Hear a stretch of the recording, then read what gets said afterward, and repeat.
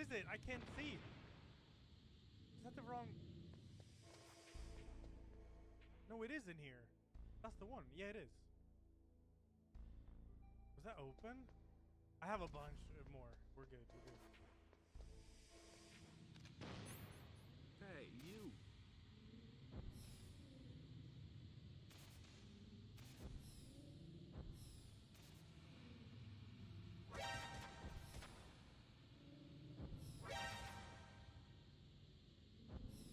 Ah!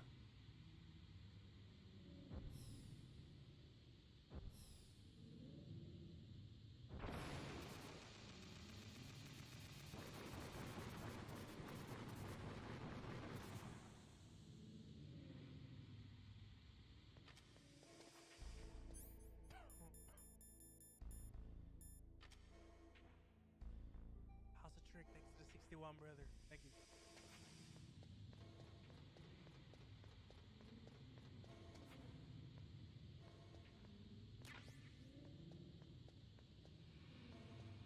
Oh yeah, I gotta call Natasha about... Oh, Nastasha. About Nikita. True.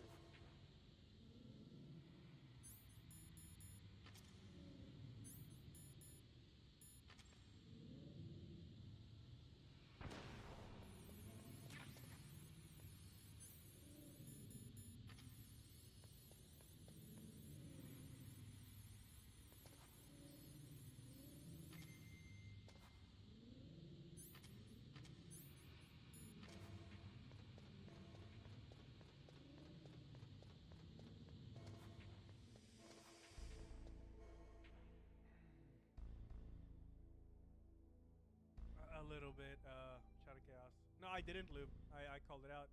Thank you again, though. Again. The 19th. Merry Christmas. I can't talk too much. My voice is breaking. I can feel it. So I probably set it very low.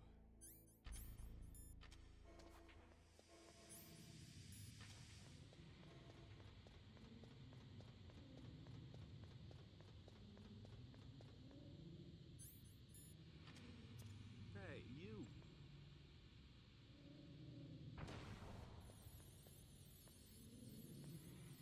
Hey, you.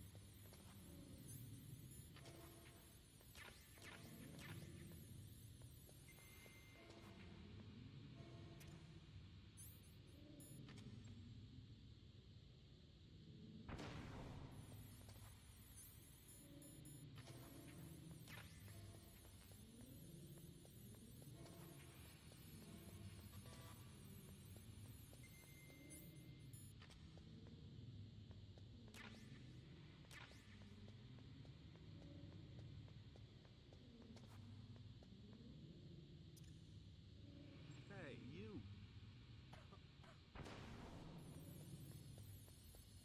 Team F, thanks for the 16. Shadow Chaos, thanks for the 15. Color Man. I'm doing Harry Potter 1 on Friday, yeah. PS1, Harry Potter. It's like a Christmas thing, you know? I'm glad you like him, Kuskoki. Thank you, man.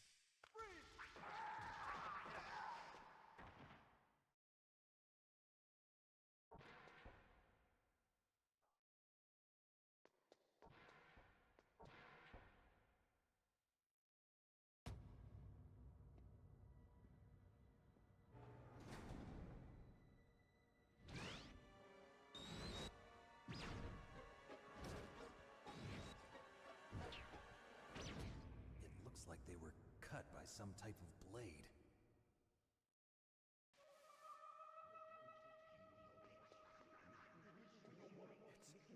It's a ghost.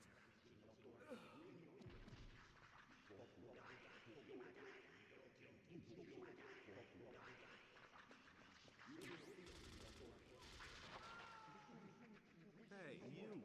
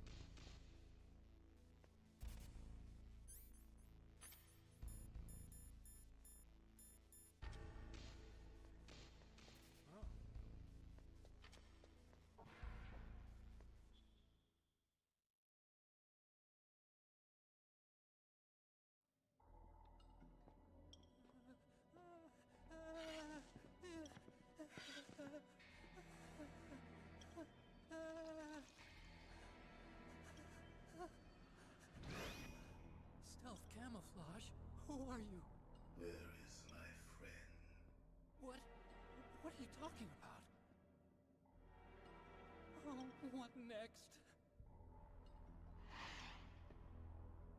Snake, You're that ninja. I've been waiting for you, Snake.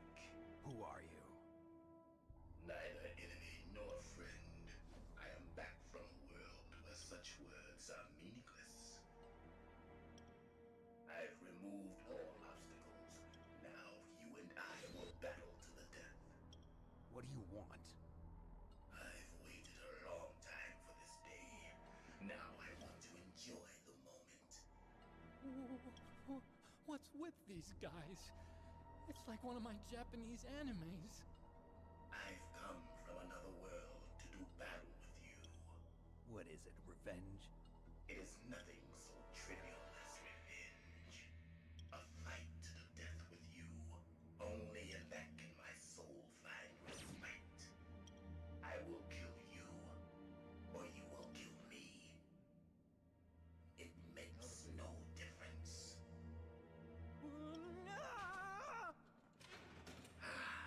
Fine. He can watch from inside there. I need that man. Keep your hands off him. Now, make me feel it. Make me feel alive again.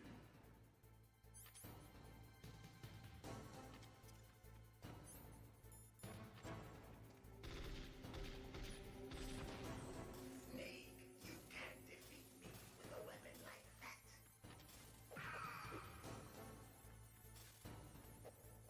Bitch.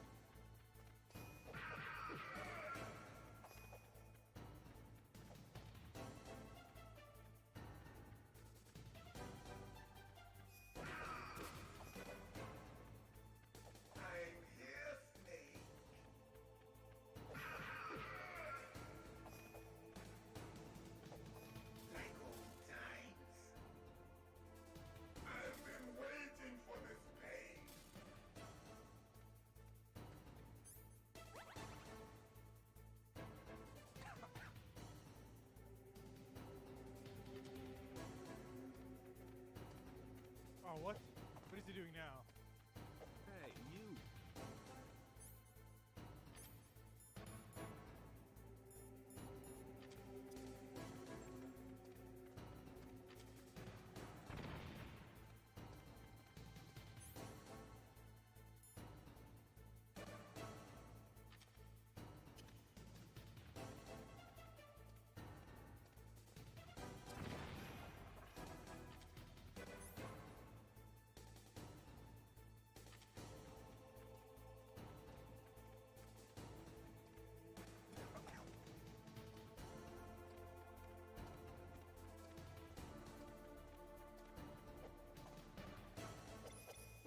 What? Oh my god, what the fuck was that, dude?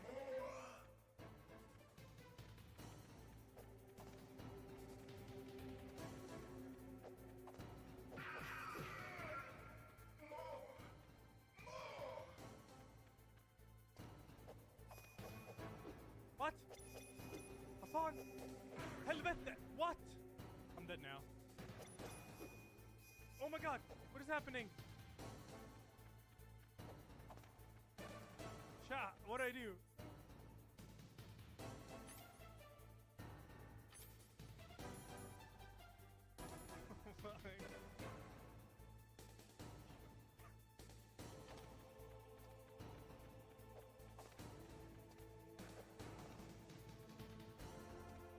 I'm scared.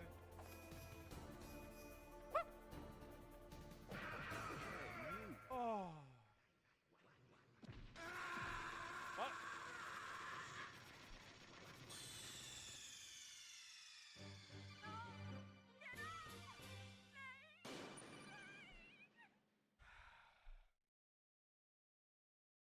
Great. I gotta go buff room, hold up.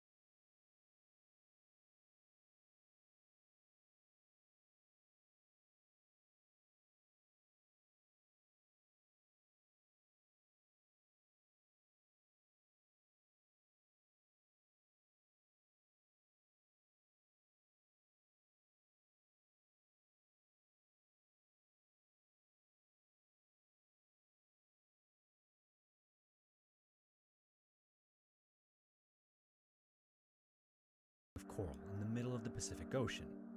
In the late 19th century, countries fought for ownership of it for a rare resource the island possessed.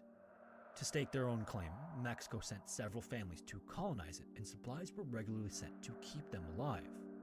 Horrifyingly, at some point, these crucial supplies stopped coming, and once it was clear they'd been abandoned, one of these inhabitants revealed himself as a true monster. And this didn't have to do with the lack of food. This is their horrifying story.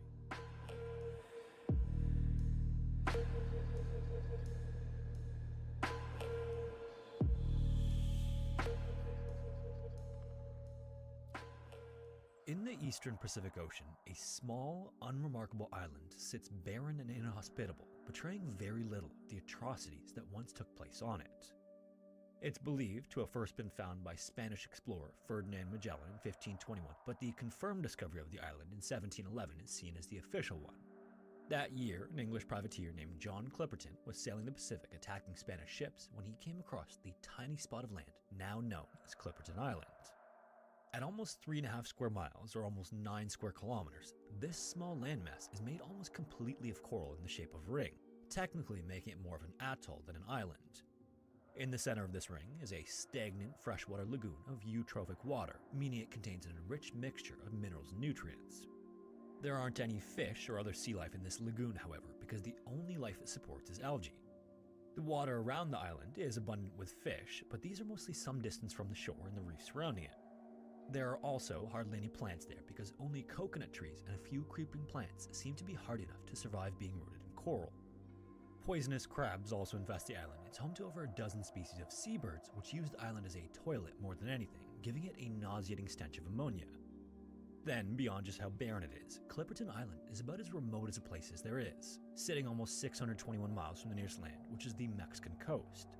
It apparently once went by the name the Island of Passion, but has more often been described as a scab of an island. And considering what went on to take place there, there's no question which is more fitting. To understand Clipperton Island's most notable story and how it came to be, it's important to understand what led to it. For more than 100 years, the island was in contention between France, Mexico, Britain, and the United States. At points throughout its history, the four countries claimed ownership of it from one another to claim the island's most precious resource, which was surprisingly guano. Guano is the waste product of bats and seabirds and was extremely valuable at the time, and Clipperton Island was covered in it. The reason guano was so valuable is that in 1804, while visiting Peru, a German geographer saw locals using it as a fertilizer for crops. Then, taking note of the excellent produce available there, the geographer sent a sample of guano back to Europe. And the result of this study was bigger and more bountiful harvests of fruits and vegetables, which sparked worldwide interest. The only problem was that there were so few places with an abundance of guano, and they all seemed to be small specks of land in the Pacific Ocean, making it rare and valuable. In fact, guano became so important that in 1856, the US Congress passed a bill called the Guano Islands Act, allowing businesses to seek out those places and claim them. As this was going on, and for more than 30 years to that point, Clipperton Island was considered Mexican territory. However, seeing the lucrative opportunity the island presented, the French Emperor Napoleon III ordered a naval unit to the island in 1858. Their instructions were to make landfall and read a proclamation to the few Mexican soldiers guarding it. And to the French, that's all it took to claim ownership of it, but strangely, and maybe partially due to the remoteness, they didn't really do anything with it. 30 years later, in the 1890s, a US company arrived under the authority granted by the Guano Islands Act to begin mining for it, which they did for several years. Then, in 1897, Mexico returned to Clipperton Island to reclaim it from the French and remove the American workers who were living there. Then, 2 years after that, the British also arrived with their own navy, which was considered the very best in the world at the time. Since Mexico owned it again and the country knew it couldn't defeat the British, Mexican officials negotiated a deal that would grant England permission to mine and export the precious guano. Several years later, in 1906, a 33-year-old Mexican military officer named Ramon Arnaud and 13 soldiers and their families arrived on the island. Their job was to set up a small colony on the island to prevent it from continuing to switch hands between countries. For Ramon, however, this wasn't a choice. He was sent to Clipperton Island as part of punishment for deserting his post just a few months after enlisting in the military. He had already spent 5 months in jail for this, but in 1906, due to his skill set, was sent to Clipperton Island as the island's prisoner and official governor. This was how he would finish out his sentence. Later that same year, the Mexican president ordered a lighthouse be built on the island. Then, upon its completion, a man named Victoriano Alvarez was sent there to become its keeper. At the same time, the British were also doing their part to colonize the island. They built homes and figured out how to grow vegetables in the coral. Then, before long, the island was populated by around 100 men, women, and children from Mexico and Britain. This was unfortunately short-lived because the guano market then collapsed, causing the British company mining it to go bankrupt. By then, the secret is out to the world about guano, and the market was flooded with competition, which drove prices down. All of the British residents of Clipperton Island then returned home, with the exception of one family that was ordered to stay behind to keep an eye on things. Meanwhile, France and Mexico, who were still at odds over who the rightful owner was, agreed to place the islands in arbitration, which is a procedure for settling disputes by bringing in a neutral third party to make a binding decision. The King of Italy was chosen to serve as the arbitrator, but then while he was going over the details to make an informed decision, the Mexican Revolution began in 1910. This meant the country's future was extremely uncertain and resources were diverted elsewhere. The inhabitants of the island had gotten used to a ship arriving with a fresh load of supplies every month or so, but in 1911, that ship suddenly stopped showing up. Unbeknownst to the residents of Clipperton Island, it was attacked and sunk by the Mexican resistance, and afterward, it seemed that a new one just never got sent. Thankfully, by then, with the British gone, the population of Clipperton Island was down to just 26 people, so there weren't nearly as many mouths to feed anymore. This allowed them to stretch their provisions further, but either way, it became clear at some point that they were on their own. And with no one from the outside world coming to the island anymore, they had no idea why the ship stopped coming or that the fate of their country was in jeopardy. After that, it wouldn't be all the way until 3 years later in 1914 that anyone would return to Clipperton. That year, by chance, an American ship wrecked nearby and its crew came ashore. A rescue vessel then arrived to pick them up, and officials on board met with Ramon. They let him know about the Mexican Revolution, which was by then 4 years in, and that World War I had recently begun. Because his country had its hands full with the revolution and supply ships were clearly not a high priority for what remained of the government, the captain of the American ship tried to convince Ramon and the others to join them. On the way back to America, it could drop them off in Mexico. This offer was a tempting one, and Ramon would have taken it if not for one thing. The reason he was on Clipperton Island at all was because he deserted his post. This meant he was faced with the potential consequences of doing it a second time.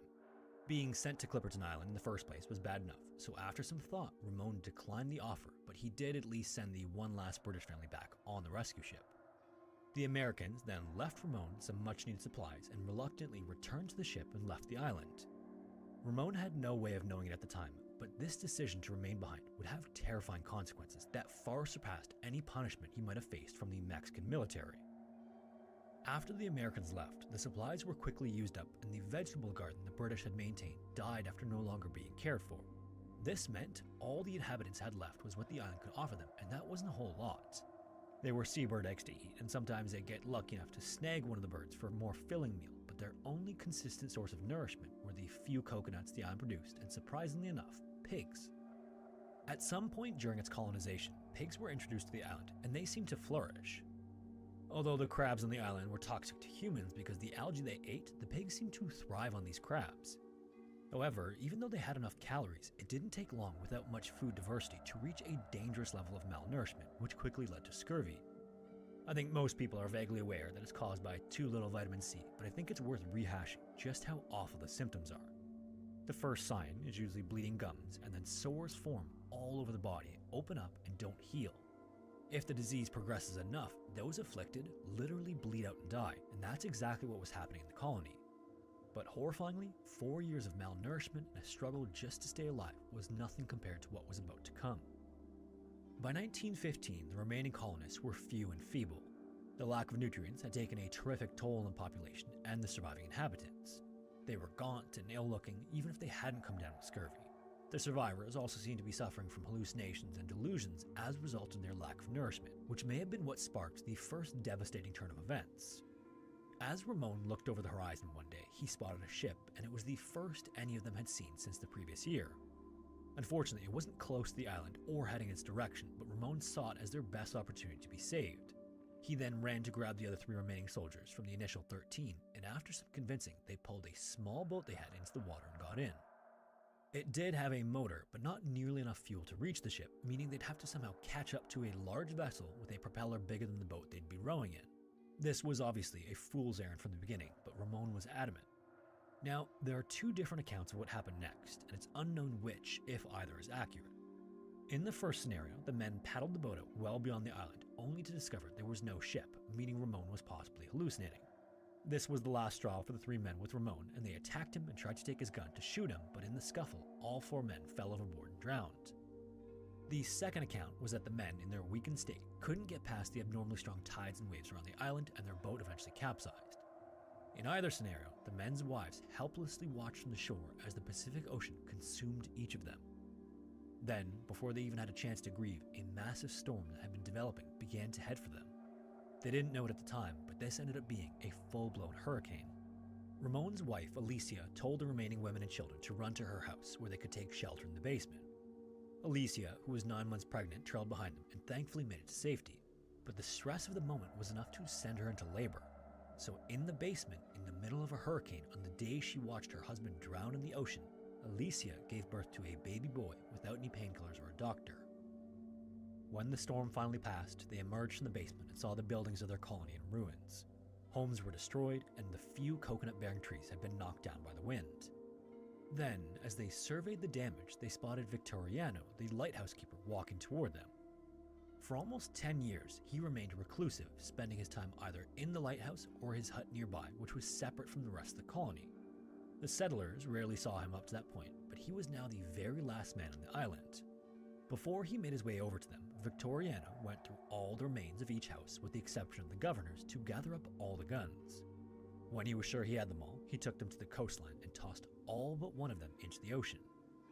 Then when he reached them, they could barely believe their ears as he proclaimed himself the King of Clipperton Island, and then proceeded to announce that each of the women was now his personal property. From that day forward, Victoriano spent almost 3 years mistreating and tormenting the women, truly treating them like his possessions. In addition to regular beatings, disobeying the king in any way would be subject to his depraved imagination. He also took turns choosing one of the women to live with him in his hut, where he could assault and torment her until he got bored. Then he'd choose another of the women, and this cycle went on the entire time, and it was always clear who he had his eye on next. Anytime he felt like it, he would approach the women, ensuring they were all together, and order one of them to his hut.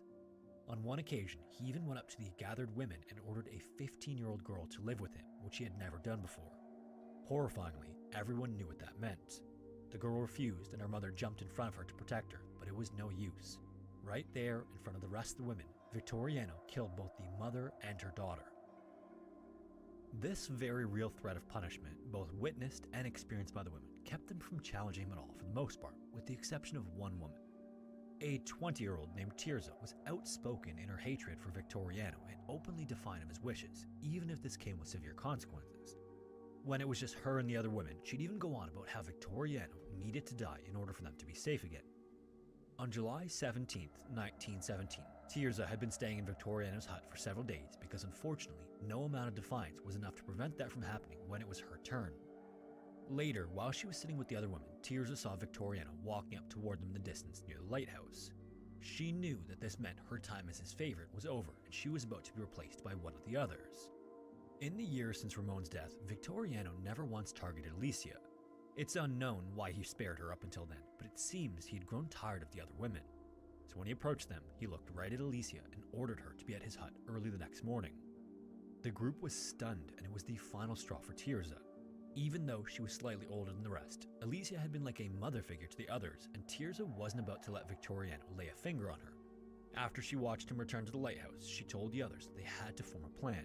They had talked about killing Victoriano for so long, but were too afraid to make an attempt because if they failed, the consequences could be a brutal end, possibly for all of them. However, after hearing that Alicia was next, all their fear turned to vengeance, and they came up with a plan they hoped would bring this long, awful nightmare to an end. The next morning, Victoriano spotted Alicia walking toward his hut like he ordered. That morning, he managed to catch a bird and was cooking it outside, and he seemed to be in a good mood, which was sickeningly for what was about to come. But that changed the moment he saw Tirza with Alicia. Before they even reached him, he started shouting at the women, scolding Alicia for not showing up alone. When they got near him, he continued shouting at Alicia, and the two began arguing. Tirza then slipped into the lighthouse and returned with a hammer in hand. Then she looked right at Alicia's eyes, and Alicia gave her a slight nod. Victoriano noticed this side glance and began to turn around, but as he did, Tirza lifted the hammer over her head and with both hands grasping the handle, struck Victoriano as hard as she could. Before he even knew what was happening, she lifted it again and did this a second time. As this was happening, Alicia's son, Ramon Jr., had been hiding on the other side of the hut. She then shouted at him to grab Victoriano's rifle from inside.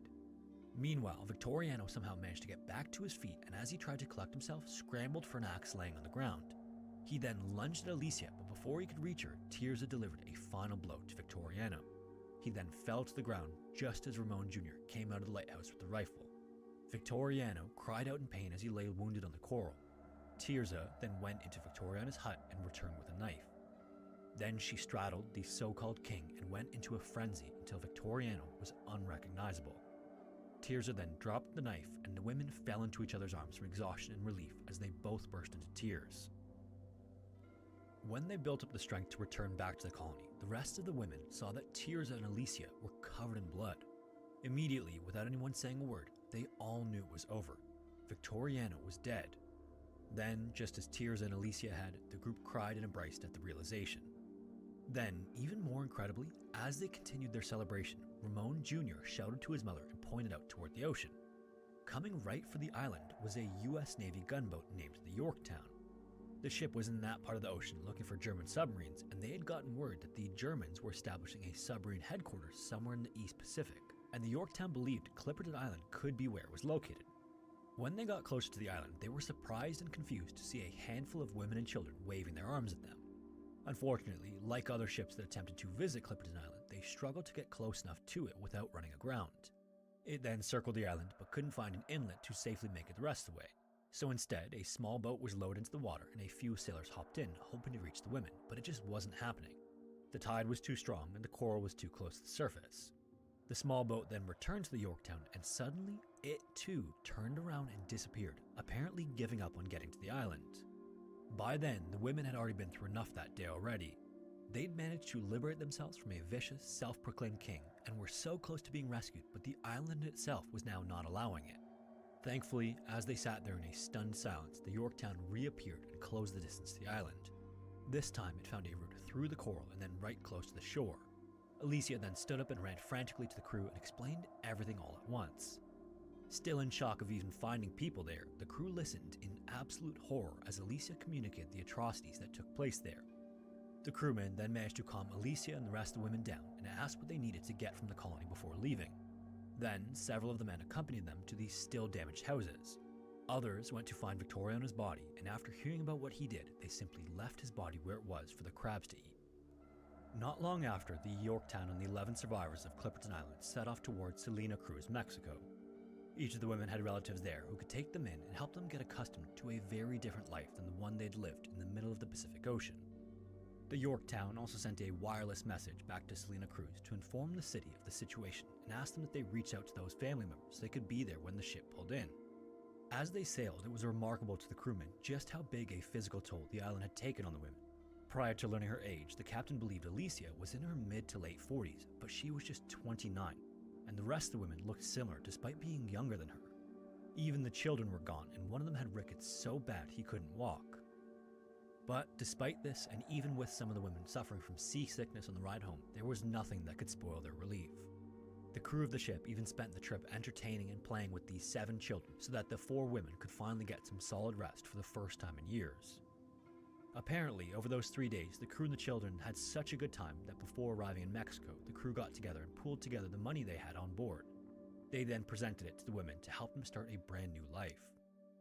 The Yorktown finally pulled into Salina Cruz on July 22, 1917, to a large gathering of people, many of whom had been waiting for the women for years. Among them was Alicia's father, who spent the previous 7 years badgering the Mexican authorities every chance he got about where his daughter was and what happened to her. Apparently, in every conversation he had with officials, they brushed him aside and told him all the colonists were dead. However, incredibly, when Alicia stepped off the ship and saw her father, she was also able to introduce him to his 4 grandchildren. After the rescue, the city threw a huge party for the Yorktown crew to show their appreciation for their kindness and heroism. In the months afterward, an official report would be written and turned into the US Navy for review, and to protect the women, the report omitted any mention of Victoriano for fear that including it could have negative consequences for Alicia and Tirza. For more than 17 years, not a single soul in the Yorktown uttered a word of the murder to anyone to keep the 2 women protected. It was only after they were sure there would be no repercussions that any of the crew or any of the women talked about Victoriano, his unspeakable cruelty, and his eventual killing. As for Clipperton Island, the King of Italy made a ruling on the ownership claims of France and Mexico in 1931, more than 20 years after it was signed into arbitration. In his decision, he awarded ownership to France, and Mexico didn't appeal the decision. Even still, Clipperton Island managed to keep itself in the headlines through much of the 20th century. In 1947, 5 American fishermen were rescued from the island 6 weeks after their ship sank. Then in 1962, the sinking of a tuna clipper left 9 crewmen stranded for 23 days. And obviously, both groups of men got just a taste of what the Clipperton Island colonists survived and barely escaped with their lives. Since then, there has never been any further attempt by any country to colonize the island. If you made it this far, thanks for tuning in. If you have a story suggestion, feel free to submit it to the forum found in the description, and hopefully I will see you in the next one.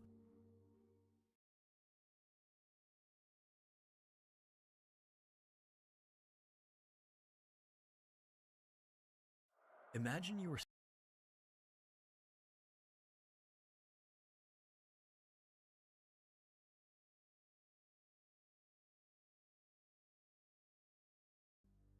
This is Tromelin Island.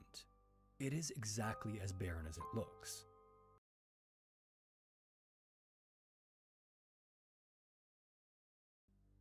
This is Tromelin Island. It is exactly as barren as it looks. So much so that it used to be known simply as the Isle of Sand. In 1761, almost 100 people captured from their homeland were abandoned here, and most of them were never seen or heard from again. This is their horrifying story.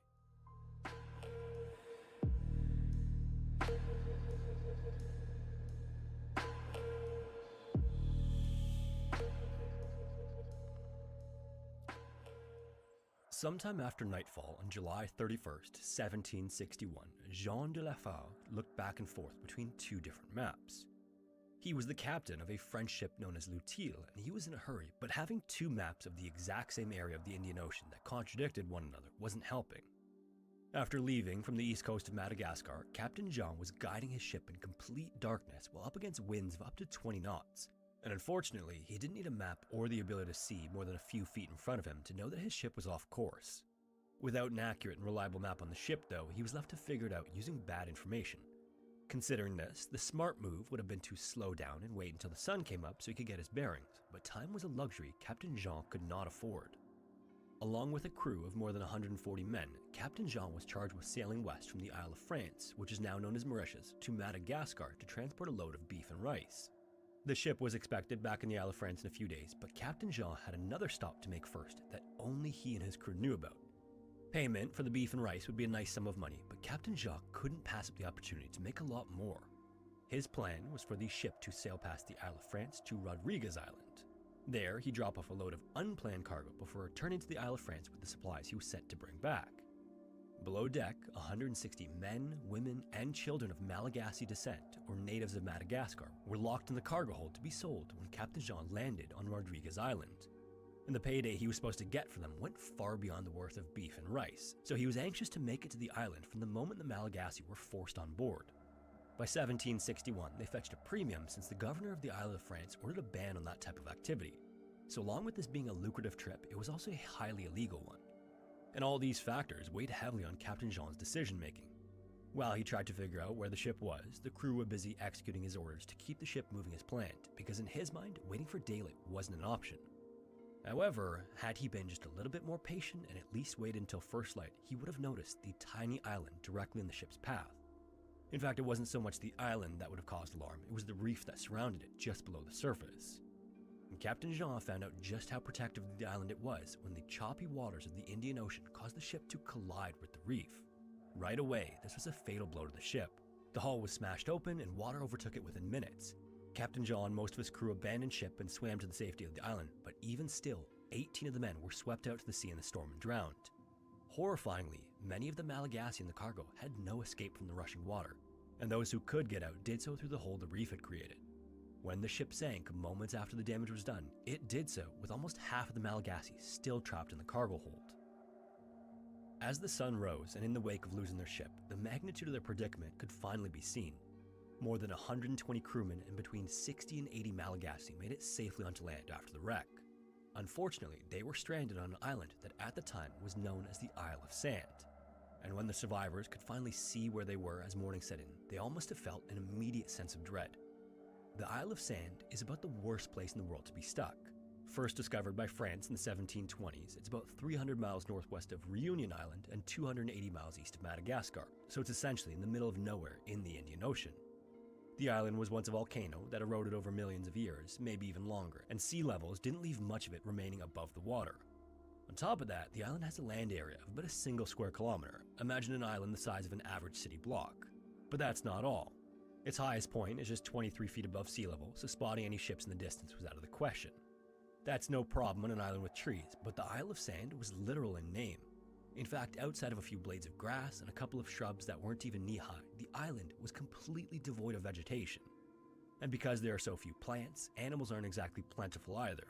There were fish in the water and the nearby reefs, but those same reefs would make fishing difficult.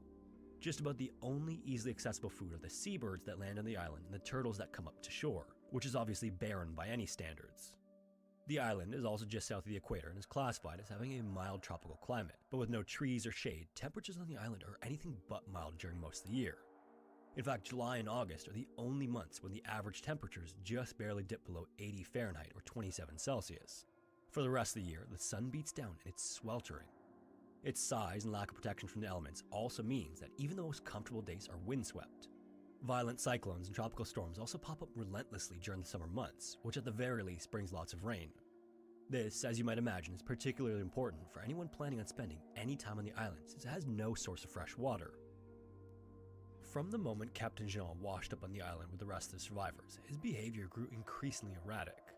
The stress and pressure of smuggling the Malagasy illegally and being lost in the Indian Ocean had already been more than enough to deal with, but now not only would he not be getting that big payday he was looking forward to, but he also wouldn't be able to conceal the highly illegal activity he was up to. If, or when he was rescued from the island, and that was a big if, Captain Jean would have to face the Isle of France governor. This stress eventually became too much for him, and he seemed to have a break from reality. Something in him just snapped, and from then on, he was never the same. With this break, his crew had no other choice but to relieve him of his command. Afterward, First Lieutenant Barthélemy Castellan du Vernet took over and began organizing survival efforts. In the first little while after the stranding, the crew gathered up anything from the ship that washed up on the island, while others swam out to the wreck and retrieved supplies still inside. Because of this, they managed to stockpile a considerable amount of wood, food, and various items that could come in handy. However, something that should have been the top priority, which was sourcing drinkable freshwater, was completely overlooked. Since the crew had control of all the food and water and the Malagasy were not seen as equals, there was little reason for them to address it at the start of their ordeal. This would result in 8 Malagasy dying from dehydration in the first few days. It was only after their deaths that the new captain ordered a well to be dug to find water. And despite their shared circumstances, the social divide between the two groups remained in place. They shared the work side by side, necessary survival tasks like the construction of an oven for cooking and a forge for melting metal, but very little of the food and water stores were shared with the Malagasy. The crew even placed a literal divide between them and the Malagasy by setting up a camp on the opposite end of the island. But the differences between them were no more evident than when Barthélemy ordered that a ship be built with the wreckage of Lutil. Incredibly, the order wasn't just to build a raft with the scrap wood, it was to build a literal ship from scratch. When it was done, they even gave the new ship a name, dubbing it the Providence. Then, on September 27th, almost 2 months after their stranding, the Providence was loaded up and departed the Isle of Sand. When it did, it left all of the surviving Malagasy behind, with only a promise to send a ship back to rescue them. After 4 days at sea, the Providence arrived back in Madagascar. During the journey, though, an illness spread throughout the ship and killed some of the crewmen, including Captain Jean. So with the commander responsible for everything now dead, Barthélemy was summoned to answer to the Isle of France governor when the crew returned home. And the governor was furious and Barthélemy was lambasted, but despite this, he'd still tried to convince the governor to send a ship back to the Isle of Sand. Unfortunately, the governor denied Barthélemy each time he asked. At the time, France was in the 7 Years' War with Britain for global dominance, and not a single ship could be spared. This meant that no help was coming for the Malagasy. In the first few months after the Providence left the island, the 60 or so Malagasy waited eagerly for a rescue ship that unfortunately, unbeknownst to them, would never come. Eventually, everyone left behind had little choice but to make the inhospitable island home. Without many natural resources to work with, the Malagasy dug pits in the sand they would fortify with coral rocks to serve as shelters. Morbidly, it was common for the Malagasy at the time to bury their dead in buildings similar to mausoleums we see in cemeteries today. They'd dig large holes and build walls from the bottom of the pits to a few feet above ground. The structure was then covered by a stone roof to complete a small, self-contained underground building intended to house the dead for eternity. This meant that the Malagasy castaways essentially lived inside what they considered to be graves. Even worse, the stranded survivors were all from the central highlands of Madagascar, far from the coastline that surrounds the country. Growing up and capturing food near the ocean was different than what they were used to further inland, which was made all the more difficult by the dramatically few resources available to them. On top of that, one of the few sources of food that was available to them, which were the turtles, were considered taboo to eat in Madagascar. But despite this, any reservations about eating them didn't last long as hunger crept in and they began to starve. The good news, if there was any in their situation, is that turtles didn't have to make up the bulk of their diet, and neither did fish. Although evidence suggests that the Malagasy became skilled fishermen while on the island, they mostly lived on the seabirds since they were the most plentiful food source available. Unfortunately, even though food, water, and shelter were addressed early on, and the Malagasy adapted where they needed to, their population was dwindling. It's not clear whether this was sickness or malnutrition, but either way, people began to pass away. Not long after the crew left the island as well, the Malagasy created a large raft with what was left of the wood. When it was complete, 18 of them climbed aboard and paddled away from the island, hoping to reach anywhere else to bring back help to save the rest of them. Tragically, these 18 were never seen again. As time passed, the original months they were stranded slowly turned to years on the little barren island, and hope began to fade. After 3 years, most of the Malagasy had died, leaving just 15 of the original 60 alive. A year after the Providence landed in Madagascar, Barthélemy left to return to France, but admirably, he continued to ask officials to send a rescue to the Malagasy. The governor held firm every time a letter from Barthélemy arrived, but Barthélemy didn't limit himself to just the governor. He targeted anyone with any kind of political sway who could authorize a rescue effort for them, and his nagging eventually grew too much for the Isle of France Minister of Marine Affairs. In 1772, 11 years after L'Utile sank and with the war over, Barthélemy was finally successful. The Minister of Marine Affairs agreed to send a ship to rescue the Malagasy. This was unfortunately slow-moving as well, so another 3 years would pass before any ship even left the port for the Isle of Sand. Not even a reported sighting of the Malagasy by a passing ship in 1773, or Barthélemy getting the French media involved, was enough to speed up the rescue.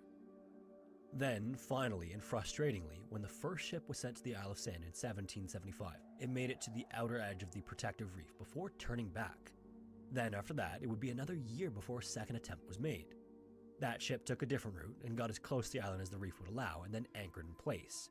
The crew dropped a rowboat into the water, and 2 of them hopped in and began rowing toward the island. A storm had begun to blow in shortly before the rowboat departed from the ship, and as if anyone needed any more proof how dangerous the reef was, the rowboat was tossed into the reef by the Whitecaps and shattered into pieces, tossing the 2 sailors into the ocean. One of the men swam back to the ship and the other swam to shore, and then watched his ship pull up its anchor and abandon him there. Afterward, the stranded crewmen became part of the small community of Malagasy and eventually led another project to build a raft. The only difference between this raft and the one made more than a decade earlier was its feather sail made from the seabirds who inhabited the island. When the craft was done, the sailor was joined by 6 Malagasy and the raft floated into the Indian Ocean. But again, the raft and everyone else on board were never heard from again. The remaining Malagasy returned to their solitude when the raft left, hopeful that it would reach land and they'd soon be saved. But as months went by, it became clear that no one was coming to save them. You have to imagine that each of these attempts at rescue would only be more devastating when all of their new hope was crushed as time went on. And eventually, they must have even grown accustomed to rescue attempts of every kind failing. They must have finally accepted that they would never leave the Isle of Sand and continued on with any semblance of normal life they established after being left behind by the French crew. But everything changed for them on November 29th, 1776. That was the day when a small French warship named the Dauphine pulled into the island under the command of Captain Jacques-Marie Boudin de Tremblay. And what he and his crew found was shocking. Of the 60 to 80 Malagasy who survived the shipwreck, only 7 women remained. One of them was holding an 8-month-old baby that had been born on the island, and all of the rest of them were wearing clothes made from seabird feathers they braided together. Captain Jacques would survey the conditions the Malagasy had been living in and could hardly believe his eyes. There were small buildings clustered together, and a shed had been built from coral stones to store food. The Malagasy even managed to construct a small lookout tower to watch ships. But thankfully, despite all of these amenities they had created, finally their ordeal had come to an end. When Captain Jack brought the women and one infant on board and the Dauphine pulled away from the island, it was the first time the Malagasy had been anywhere but the Isle of Sand in 15 years. The women were then brought to the Isle of France and welcomed by its new, empathetic governor. He immediately declared them free and arranged to have them taken back to Madagascar, but the women actually refused to go. It's unclear whether the refusal had to do with the potential of being part of another shipwreck or something else, but the governor accepted their decision and instead gave them citizenship on the Isle of France. The infant and his mother and grandmother were eventually taken in by the governor and went on to live with him on his estate. He also renamed and baptized each of them, making them a part of his family. Then, after the others settled on the Isle of France, history lost track of them, and that was sort of the end of their story. For his successful rescue of the Malagasy, the Isle of Sand was renamed in honor of Captain Jack to Tromelin Island, which is what it is still named today. And the little sandy island is still sitting in the middle of the Indian Ocean.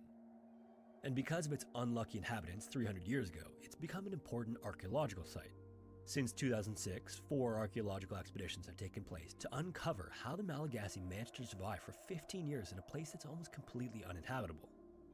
The first expedition documented and examined the remains of the shipwreck, and by then the only signs of it were the items that couldn't be lifted to the surface, like anchors, cannons, ammunition, and rigging.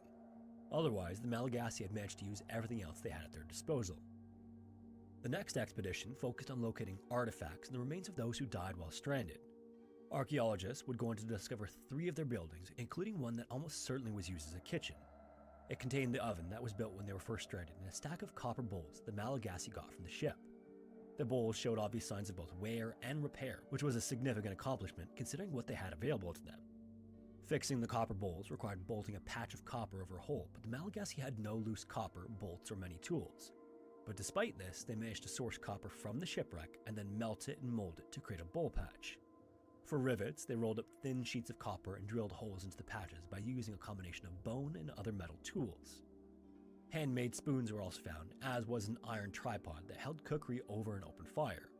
There was also a large bowl made of lead found among the kitchen artifacts, leading archaeologists to conclude that the survivors likely dealt with the consequences of lead exposure at some point later in their lives.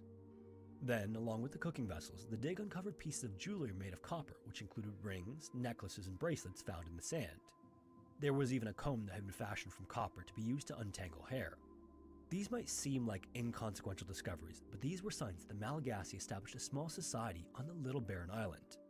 And somehow, against all odds, they managed to survive some of the worst conditions imaginable. As far as the other details about the 15 years the Malagasy spent on Tromelin Island, they've been lost to history. A series of interviews was done with each of the survivors, but any record of the details of their first-hand experience has never been located.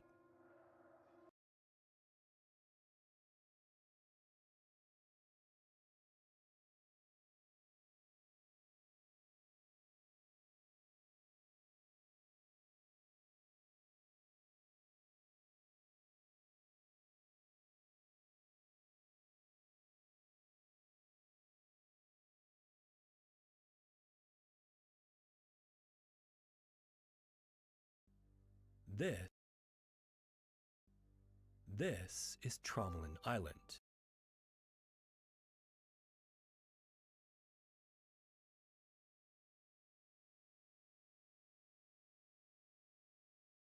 Talking about this, right, about this ship. So they moved this aircraft carrier over to Israel, rerouted to the Middle East as tensions between Israel and Iran rise. This is what Trump has said about the war.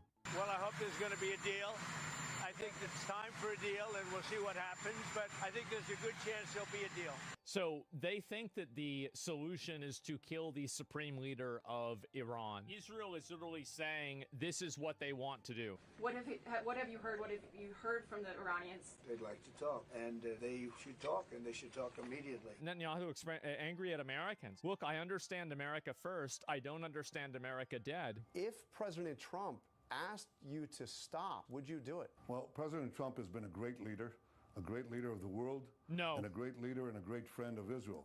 And he put forward Answer is no. But he said Iran and Israel should make a deal and will make a deal.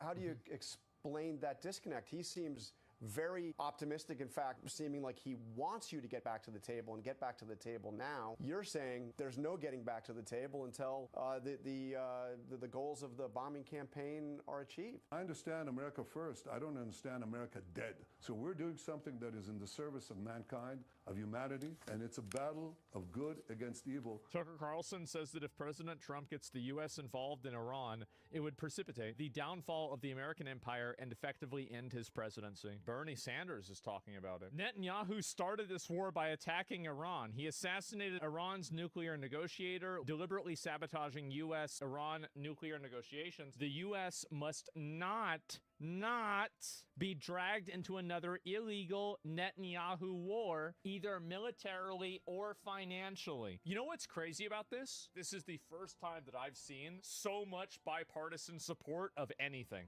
When was the last time that we had this much bipartisan support of people all across politics that all agreed on the same thing?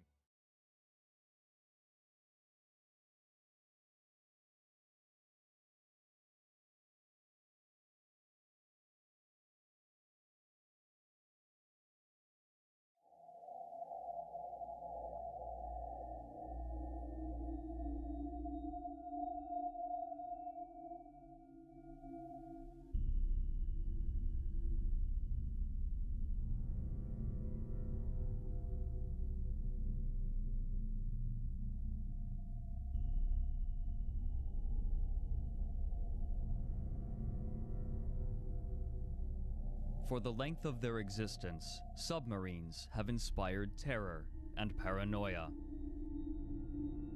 But for early submariners, the greatest threat wasn't from enemy vessels.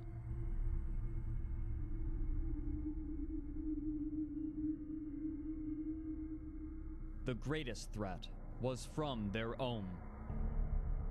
For nearly 80 years, the depths of the waters off of the Isle of May harbored a secret. Only when divers stumbled upon a wreck was the court-martial for the Battle of May Island released, and only reluctantly, as it constituted one of the most embarrassing and absurd moments in the history of the Royal Navy.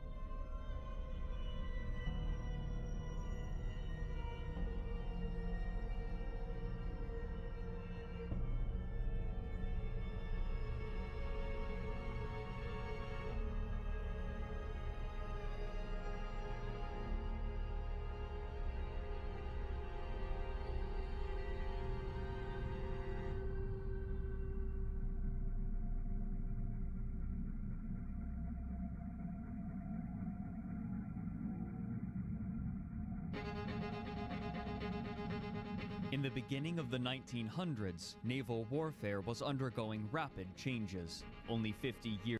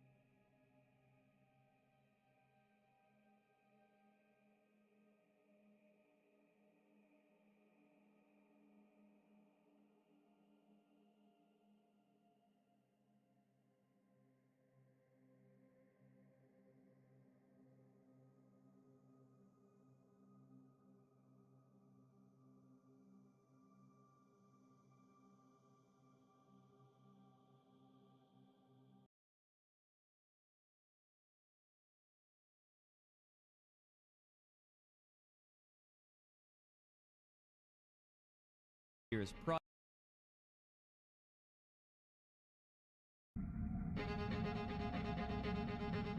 In the beginning of the 1900s, naval warfare was undergoing rapid changes. Only 50 years prior, European navies had begun abandoning wooden ships in favor of iron ones, driven by steam engines. And in the intervening decades, admirals theorized and drafted new designs. Their most crucial decision was how they would balance the three key aspects of a warship: speed, armor, and firepower.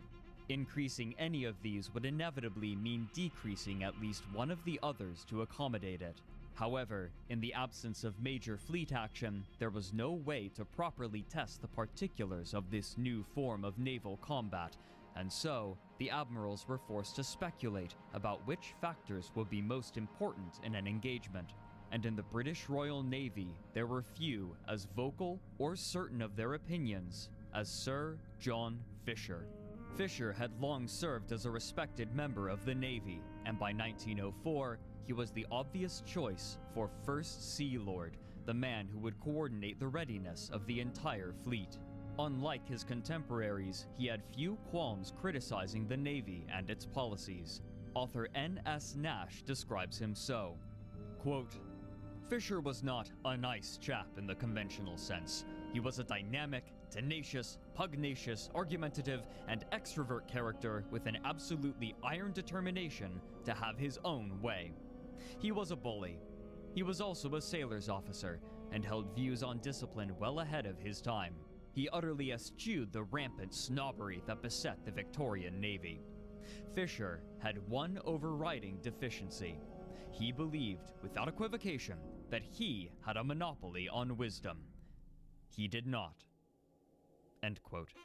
Before Fisher, the Royal Navy was an anachronistic combination of wooden-hulled, iron-hulled, and iron-plated ships. Upon his appointment as First Sea Lord, Fisher quickly set to work declaring over 150 ships in the Navy as too weak to fight and too slow to run away. Every wooden-hulled and iron-plated ship was retired, as well as some of the outdated iron-hulled ones. These would be replaced by ships of his own particular specifications. He had spent much of his career specializing in gunnery, and his beliefs followed accordingly. Of the three main aspects of naval vessels, speed, armor, and firepower, he valued speed and firepower first. He believed that if a ship could rapidly position itself and fire a powerful and accurate first volley, then thick armor would be unnecessary, as the enemy would never have a chance to fire back. Therefore, his ships would have high top speeds, and the focus he placed on gunnery during his time gave the British ships accurate and powerful gun turrets. However, this came at a cost. The armor on his ships was so scant that they offered little to no protection from enemy guns. This design philosophy persisted after Fisher retired as First Sea Lord, as he continued to offer his counsel in naval affairs, resulting in ever larger ships with impressive gun batteries and high top speeds with extremely light armor. But beyond the modernization of the fleet, there was another issue that the British Royal Navy was reluctant to address: the progression of a naval technology known as the submarine. While there had already been instances of submersible craft, European navies were rapidly improving upon this concept, having realized their potential impact on naval warfare. While underwater, there was as yet no way to reliably detect a submarine, nor any way to reliably damage one, and so, effectively, a submerged submarine was both invisible and invincible. From periscope depth, they could launch torpedoes from relative safety, or they could surface to fire both torpedoes and deck-mounted guns from advantageous angles. Despite the inevitable dominance of the submarine, the British Royal Navy was notoriously inflexible, and during his 6-year tenure as First Sea Lord, Fisher had refused to allocate funds to the design of long-range submarines, choosing to focus on short-range craft, practical only for coastline defense, and purchasing many of the components and ships rather than constructing them. When World War I began in 1914, the British had few long-range submarines, while the Germans fielded 20 of them and wielded the infrastructure to build many more. Fisher was recalled to serve as First Sea Lord once again late that year at the age of 73, and one of his chief goals was to correct for his lack of preparation by commissioning a new class of long-range submarine. But here, too, the rigidity of the Royal Navy would demand unfavorable compromise. The British and the Germans took opposing opinions on the role of submarines in naval warfare. The Germans believed that submarines worked best as autonomous, independent hunters, and at the outset of the war, they sent their submarines, or U-boats, into hostile waters to sink as many enemy warships as they could. This proved devastating. With no proper options to combat them, the British were entirely unable to prevent or even track German U-boat activity, and some of them inflicted casualties measured in the thousands on a single hunting expedition. Whenever a U-boat was spotted, it would simply crash dive, a maneuver that took, on average, only 30 seconds. The British became so desperate for some way to combat them that they ordered motorboats to patrol for enemy submarines at periscope depth and, upon discovering them, pull the boat alongside them and smash the glass of the periscope with a hammer. Despite the U-boat's brutal attacks, the British Admiralty still believed that the most efficient method of fleet warfare was to engage in a single massive and decisive battle with their superior forces, and therefore, every effort should be made to prepare the Grand Fleet for such an engagement. Their long-range submarine would be designed accordingly. In theory, they would send flotillas of submarines alongside surface ships, and, upon sighting the enemy fleet with scout ships, they would dive and move into a flanking position, where they would strike with guns and torpedoes. The British admirals claimed that this would be simple to implement, and it therefore required little to no preparation. A pre-war mock battle, however, suggested the exact opposite, that executing this maneuver was so difficult and unintuitive that the submarines were more likely to surface into the hull of an Allied ship than inflict any casualties on the enemy. This was proven during the war in actual combat. The British surface ships mistook their submarines for German U-boats and attempted to ram them, while the British submarines fired torpedoes at their own fleet, only narrowly missing them. Nevertheless, the Admiralty refused to change their position. To them, the only proper implementation of submarines was in fleet action. But this introduced a problem. According to British naval doctrine, fleets were to move at a pace of 21 knots, and despite the theorized power of submarines, the admirals were apparently unwilling to slow their fleets to include them. And so, Fisher approached the engineers with one demand in particular: that the new submarines have a maximum speed greater than 20 knots in order to keep pace with the other ships. Typically, submarines would use diesel engines while they were on the surface for greater speed, and then use batteries while under the water. However, the British had never developed the means to produce a diesel engine powerful enough to propel a submarine greater than 20 knots, and now that the Great War had begun, it was impossible to commission any from other nations that had such capabilities. The engineers, however, had a solution: steam engines. While the diesel engine was a relatively new technology, steam engines had seen commercial use for nearly 200 years, and there was no question that a submarine with a steam engine could reach speeds well beyond Fisher's demands. The concept had been tested before in a small French submarine, which utilized retractable funnels for the smoke. However, while in enemy territory, a swell had bent her funnel, preventing it from retracting and allowing water from the waves and the rain to pour into the boiler. Immediately, the suggestion seemed outrageous. As author Don Everett put it, instinct and common sense had told Fisher that boilers, funnels, and submarines did not mix. Rather than entertain this idea, Fisher ordered the engineers to devise a way to increase the power of the diesel engines. But while this engine was being designed, the German U-boats were continuing their hunts in Allied waters. Scouting patrols were reporting false positives or identifying them incorrectly. Admirals and engineers were struggling to discover viable countermeasures, and the U-boats only continued to grow more aggressive and more numerous. Mariners grew paranoid, and at one point, rumors began to circulate about a U-boat that had been spotted traveling at 19 knots.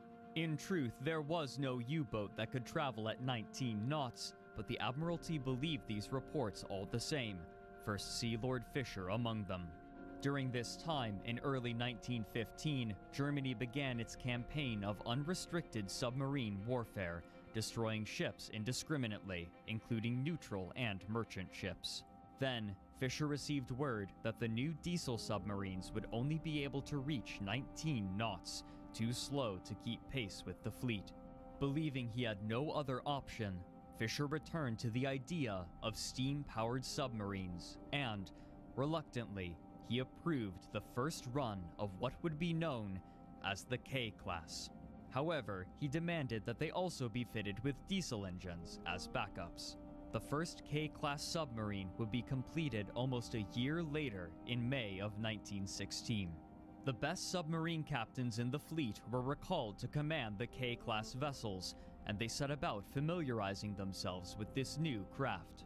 However, as they took to these ships, their excitement invariably turned to concern. The most obvious issue was their size. While most submarines were relatively small, the K-class was utterly massive, measuring at 103 meters in length, or 339 feet. This size was necessary to house its bulky steam engine, capable of propelling it to 24 knots, but this also meant that maneuvering was ponderous, and its turns were wide. While this was perhaps expected, the size introduced an unforeseen problem. When nosing down to dive, the deck would act as an extra hydroplane, pushing the submarine down much harder than intended. Nearly, if not every K-class submarine touched the bottom of the ocean with its nose at least once due to this issue, some lodging themselves in the silt while the stern hung helplessly in the air. This issue was addressed partially sometime later when bulbous bows were attached to the front of the vessel. But the K-class's maneuvering problems extended beyond its horizontal movement. Most submarines were capable of crash diving in approximately 30 seconds in case of danger. The K-class, comparatively, took on average over 5 minutes, not only to account for its size, but also to give it time to extinguish its furnaces and retract its smokestacks. The act of diving itself, however, was remarkably dangerous. Due to the brutal heat generated by the steam engine, numerous ventilation funnels were required throughout the ship. While open on the surface, it was common for water to splash into these funnels and spray painfully onto the engineers. In one instance, the ventilator fans sprayed the water so forcefully that it shattered the glass on the gauges. When diving, mushroom caps were supposed to shut these funnels, but these caps often failed to close, whether due to mechanical error, electrical error, human error, or even a piece of ocean debris lodging in the cap. In these cases, water would flood into the hull unimpeded. These were among the myriad other mechanical problems that were discovered and either had to be rectified or simply accepted. However, the longer the ships were docked, the more likely mechanical failure became, and since the Germans refused to engage the Grand Fleet in proper fleet battles, the K-class spent the majority of their time waiting static at port. While these problems alone made fielding the K-class a questionable decision, further design flaws became evident on rough seas. One of the largest problems was entirely foreseen, yet went unprevented. When the swells became large enough, water would pour into the funnels for the steam engines, putting out the furnaces, and sometimes causing blowback so ferocious that the engineers were burnt to death. This, however, was assuming that the furnaces would stay lit. The K-class submarine utilized a clever method of storing oil for the burners. As oil was siphoned from the tanks, seawater would be let in to fill them, helping to keep the ship at the proper buoyancy. In calm waters, the oil would float on top of the water and work as intended, but in rough seas, these tanks would sometimes be shaken enough to temporarily mix the oil and water, extinguishing the furnaces. On calm seas, if the oil pump wasn't turned off before a dive, then it could flood the boiler room with oil and catch fire, burning the equipment and the people inside, as it did at least once. The oil tanks themselves were embedded directly into the hull, and the top of the tank served also as the floor of the mess hall, but these panels were designed loose enough so that, when under the water and subjected to pressure, black oil would seep up between the seams in the panels, making the floor slick. Even when the ship was running well, working on it was a miserable experience. The furnaces were placed in the center of the ship, and so the only cooler section was the conning tower, but there, living conditions were scarcely better. The K-class was designed to sit high in the water, and when the ship rocked, even those with strong stomachs grew seasick while swaying high in the tower due to its irregular rhythm. Getting up to the conning tower, however, posed its own danger, as when water splashed down onto the control panels, it would ground them and cause the latter to shock anyone who touched it. Typically, to escape the uncomfortable accommodations of submarines, crews would be permitted to rest and live on depot ships while at port, but for those aboard the K-class, no such accommodations were made, as the K-class was designated a self-contained warship. This compounded with the reputation of the K-class for killing its crews, and in response to this stress, the men assigned to these ships regularly became violent with one another, and most turned to alcohol. What's more, the submariners were usually listless and bored, as the vast majority of their time was spent moored. They would occasionally scout for U-boats off of the coast of the British Isles, but in only one instance did a K-class engage an enemy submarine, where she managed to strike her target with a dud torpedo. Despite all of its shortcomings and its litany of failures, the Admiralty was still intent on seeing the K-class submarines used to their fullest potential, and the price of this self-assuredness would be paid not by those in command, but by those serving aboard the vessels themselves.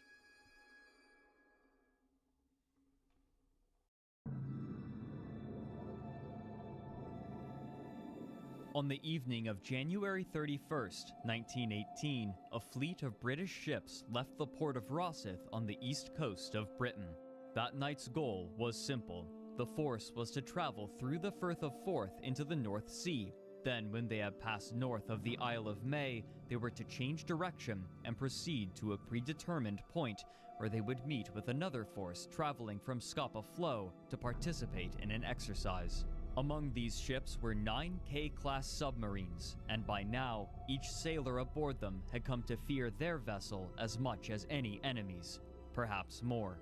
All of the sailors were nervous. Earlier that afternoon, a pilot in a scout plane had spotted a submarine, but before he could approach, the submarine performed a crash dive and disappeared. Out in the open water, the fleet would be a vulnerable target for a German U-boat, and so, extra precautions would be necessary. But there was another cause for the sailors' concern. Of the K-class submarines joining the fleet, one of them was of particular note, K-22. By now, many of the sailors knew that K-22 was not her original designation. She had formerly been known by the particularly unlucky name K-13. What's more, almost a year prior to the day, K-13 had catastrophically failed her trial run and foundered, killing nearly half of her crew. Those who survived were carved out of the hull only barely before they suffocated, and the ship was refitted and rechristened as K-22. According to naval superstition, a rechristened ship can only be unluckier than it once was. As if to make matters worse, the ship was assigned to the 13th Submarine Flotilla. To the crew, a ship rechristened from K-13 traveling with the 13th Submarine Flotilla on the anniversary of her fatal accident felt like tempting fate. The force from Rosyth was divided into 5 groups traveling in one long single-file line stretching for over 15 nautical miles, with each group leaving approximately 15 minutes after the one ahead of it. Out ahead, the flagship Courageous led the way on her own. Close behind was the 13th Submarine Flotilla, led by the Marksman-class flotilla leader Ethereal, which was to command and coordinate the 5 K-class submarines behind her. K-11, K-17, K-14, K-12, and finally, the rechristened K-22. Behind them, the 2nd Battlecruiser Squadron followed, consisting of 4 large cruisers, the Australia, the New Zealand, the Indomitable, and the Inflexible. These ships were flanked by smaller destroyers on either side in loose formation. Destroyers typically sat much higher in the water than the other larger surface ships, making them safer from enemy torpedo fire, and so they were often used to screen for enemy U-boats and act as an initial defensive line for cruisers and battleships. Following the cruisers was the 12th submarine flotilla, led by the scout cruiser Fearless, which had been retrofitted into a submarine tender for the 4 K-class submarines under her command: K4, K3, K6, and K7. The Fearless was of particular note due to her dazzle camouflage, an experiment designed to make it more difficult for enemy ships to gauge her distance.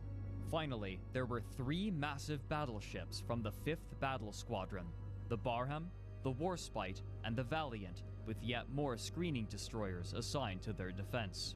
In total, besides the destroyers, there were 19 ships leaving the port of Rosyth that evening as the sun set. In the dark, it would be impossible for each ship to directly follow the one ahead of it without assistance, and so each shone a blue stern light behind it as they left. These lights were only shown at half luminosity and shuttered so that they could only be seen within a narrow angle behind the ship, meaning that it would be easy to lose sight of this light. The difficulty was heightened as a mist settled onto the waters around May Island, reducing visibility. Reacting to the U-boat sighting earlier that day, the commander of the force had ordered all ships to increase speed to 21 knots when entering the open ocean in order to pass through the threatened area as quickly as possible. But shortly after passing the Isle of May, the submarine directly behind the Ethereal, K-11, noticed 2 small ships in the mist ahead of it. This was curious, as the Ethereal had given no warning, and nobody had been informed of any other ships scheduled to enter the waters around the island. To the captain of K-11, it was as if they had materialized out of the mist. Despite the poor visibility and the poor maneuverability of the submarine, K-11 was able to make a wide turn to avoid the vessels easily. K-17, close behind it, noticed the maneuver and made the same wide turn to avoid an impact. K-14, however, hesitated, uncertain of why they were making an unscheduled change of course, and the captain ordered to slow the ship from 19 knots to 13 in case of an obstacle. Suddenly, he saw the 2 ships in the mist and ordered a hard turn to port. The helm responded, and K-14 swung clear of the ships, but as the helmsman was rotating the wheel, it jammed. The submarine's current trajectory would take her well clear of the 2 unknown vessels, but the helmsman was no longer in control of the rudder, and the ship was stuck turning left. The captain turned on the navigation lights and called to halt the ship as the helmsman fruitlessly attempted to free the wheel. He pushed as hard as he could, but no matter how much pressure he applied, the wheel would not move beyond 3 inches in either direction, and all the while, the ship coasted through the water, the steam engine fighting against the massive momentum of the submarine. At last, K-14 came to a stop. Time was crucial, as the 2nd Battlecruiser Squadron was sure to be close behind, and if K-14 did not move, they ran the risk of being rammed by one of their number. More immediately, however, was the fear of the submarine just behind them, K-12, of inadvertently hitting them. Fortunately, K-12 also illuminated her navigation lights, and it was obvious that she would pass well clear of them. Assuming that K-22 would be following K-12, the captain busied himself with how he would clear K-14 of the battlecruisers closing on their position. 5 minutes later, as he ordered the ship ahead, the helm came free and the rudder would turn again, apparently with full control. The captain belayed his previous order and quickly decided that he would attempt to fall back in line with the rest of the submarines in the flotilla. However, one of his assumptions had proven wrong.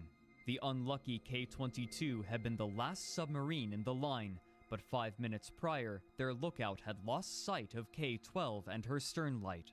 K-22 had continued ahead at 19 knots in order to rediscover K-12, but had drifted far to port, and now she was on a direct course to ram K-14. Through the mist, K-22 spotted the red navigation light of K-14, and the captain ordered a hard turn to port. but the submarine was far too heavy and clumsy to make such a drastic turn. The bow of K-22 sliced into the nose of K-14, breaching the crew compartment where 2 submariners were resting. Freezing water rushed into the submarine and caught these 2 men unaware, and they were quickly sucked out into the sea and drowned as a chunk of the bow from K-14 tore free and sank. Aboard K-22, the torpedo room was breached and water began rushing into it, but the crew was able to shut the watertight door and prevent the submarine from flooding. The same occurred aboard K-14. Everyone aboard each ship was confused. The captain of K-14 was baffled as to how he had been hit when his navigation lights made him so obvious in the water, while the captain of K-22 erroneously believed that he had hit K-12, the ship he was supposed to be following. In reality, K-12 had caught up with the ship ahead of it, mistaking K-17 for K-14, and was now following the undamaged members of the 13th submarine flotilla out into the North Sea, none of them aware of the collision. It was quickly established that the bow of K-22 was now lodged deep into K-14, but neither ship was in immediate danger of sinking. Knowing that the 2nd Battlecruiser Squadron was on its way, a submariner exited the top of K-14 and began firing flares into the air in order to warn off any other ships, while another crew member requested assistance in Morse code with a lantern. And aboard K-22, the radio operator coded a message to the Ethereal to inform them of the collision. However, this message incorrectly stated that they had hit K-12, not K-14, and even then, it would take time for the message to be decoded. Before anything else could be done, the 2 ships would have to extricate K-22 from the hull of K-14. To this end, K-22 set her engines in reverse, and the ship carefully slid her nose out of the hull of K-14 with surprising ease. Soon, K-22 was facing directly eastward. But this had taken time, and soon after K-22 had settled in the water again, the massive Australia, leading the 2nd Battlecruiser Squadron, passed K-22 on the port side, and close behind her were the New Zealand and the Indomitable. These 3 battlecruisers had fortunately chosen courses that took them around the submarines, only sloshing the barely buoyant ships in the water. But unbeknownst to anyone else, the final ship in the 2nd Battlecruiser Squadron, the Inflexible, had some time prior lost sight of the ship ahead of it in the mist and had drifted significantly off course. Hoping to gain on them again, the captain ordered the speed increased, but only a few moments after he gave the order, he saw the starboard side of K-22, motionless and damaged in the water. Desperately, he gave the order to turn to starboard. The turn made the angle shallower, but it was far too late to prevent an impact. The bow of the Inflexible scraped along the starboard side of K-22, shearing off the external ballasts and the oil tanks before steaming past. Enraged, the captain of K-22 climbed out of the conning tower, shook his fist, and shouted, "What the hell are you doing?" Ignoring the question, the Inflexible continued on insouciantly and disappeared into the mist. It quickly became clear that none of the 2nd Battlecruiser Squadron would be stopping to assist or assess the damage, leaving the 2 submarines to fend for themselves for the time being. In order to stay buoyant, K-22 emptied fuel and water from its tanks, coating the surface of the sea in a thin oil. Meanwhile, the Ethereal had finally managed to decode the distress call sent from K-22. At some point while relaying the message, someone had made a serious error, and it wasn't until almost 30 minutes later that the captain of the Ethereal learned of the first collision, after they had traveled 20 nautical miles away from the wreck. Acting quickly, the Ethereal made the decision to turn around and offer assistance. The captain was aware that this would potentially take the 13th submarine flotilla on a direct course towards the other ships exiting the Firth of Forth, and so he decided to make an extremely wide turn to starboard, surmising that if the turn was wide enough, they would pass the other ships far to the south. To reduce confusion, the Ethereal ordered the submarines to turn off their navigation lights, and out of an abundance of caution, the captain ordered a message sent to the other ships to inform them of this maneuver. However, the orders given to each group left an ambiguity.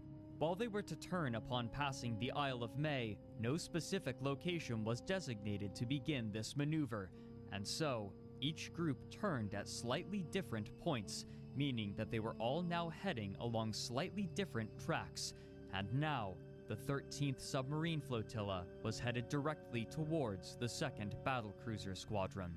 Ideally, the 2nd Battlecruiser Squadron would know to look for them, but despite the Ethereal's prudence, the battlecruisers were entirely unaware of the approach of the flotilla. The coding officer had been handed the message, but after he had finished coding it, he was given an addendum, and he was forced to code this as well. While he was coding this message, the cipher officer approached him and told him that the message should be sent in cipher, not code, and took both messages away to the bridge.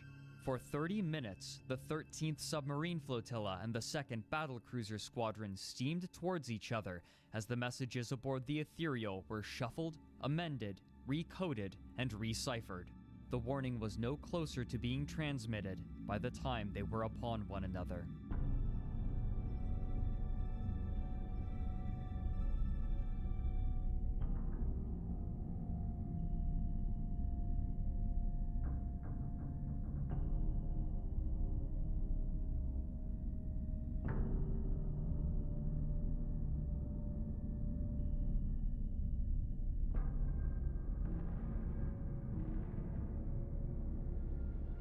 The Australia, the New Zealand, and the Indomitable were all on a collision course towards the Ethereal. The Inflexible, which had ripped the ballast and fuel tanks off of K-22, was nowhere to be found. The mist gave the Ethereal little time for evasive maneuvers. She desperately turned to starboard to avoid the line of battlecruisers, and behind her, K-11 followed. The Australia, believing that the danger had passed, carried on her course. But at the last second, they saw that two more submarines, K-17 and K-12, were headed towards them. Any maneuver that the Australia made, however, would only put the submarines into further danger, as her stern would swing wide to hit the last submarine. Therefore, it was left to the clumsy K-class submarines to evade the Australia on their own. Each of them turned hard to starboard to follow the Ethereal and her maneuver. K-17 was able to make her turn just in time, but K-12 drew right up alongside the cruiser. With only feet to spare, K-12 passed clear of the Australia. However, this maneuver placed the remainder of the 13th Submarine Flotilla into further danger. While the battlecruisers had been evaded, there was still the matter of the screening destroyers concealed in the mist. Precisely how many there were, not even all of the captains knew. The Ethereal's turn had unknowingly placed her on a collision course directly with the destroyer, and seeing her with only seconds to spare, the Ethereal swung back to starboard to avoid her, then corrected her course to carry her southwest once again to take her out of the swarm of destroyers. As she did so, another screening destroyer placed herself in the way of the Ethereal, and again, the captain ordered a hard turn to starboard. The angle and the speed seemed far too much this time for those above deck, and they braced for impact. But miraculously, the Ethereal steered out of the way, and she once again continued leading the 13th Submarine Flotilla through the mist.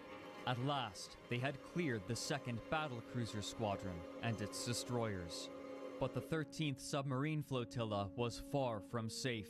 The 12th Submarine Flotilla had made its turn much earlier than the other groups, and now the two flotillas were traveling at a shallow angle towards each other, the 12th traveling east and the 13th traveling southwest.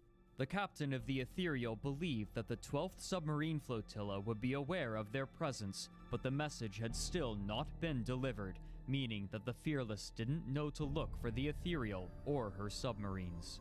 As they approached, both submarine leaders saw that the two lines of ships would cross paths, but here the mist was lighter, and they were able to see one another with generous time to make a proper maneuver. It was clear that the Ethereal would easily pass the Fearless, but the present course could not be maintained if the K-class submarines were to avoid the Fearless and each other. Movement among naval vessels is governed by a set of rules, and one of these rules is that smaller ships are to turn to make way for larger ones, and between the Fearless and the K-class, the Fearless was the larger.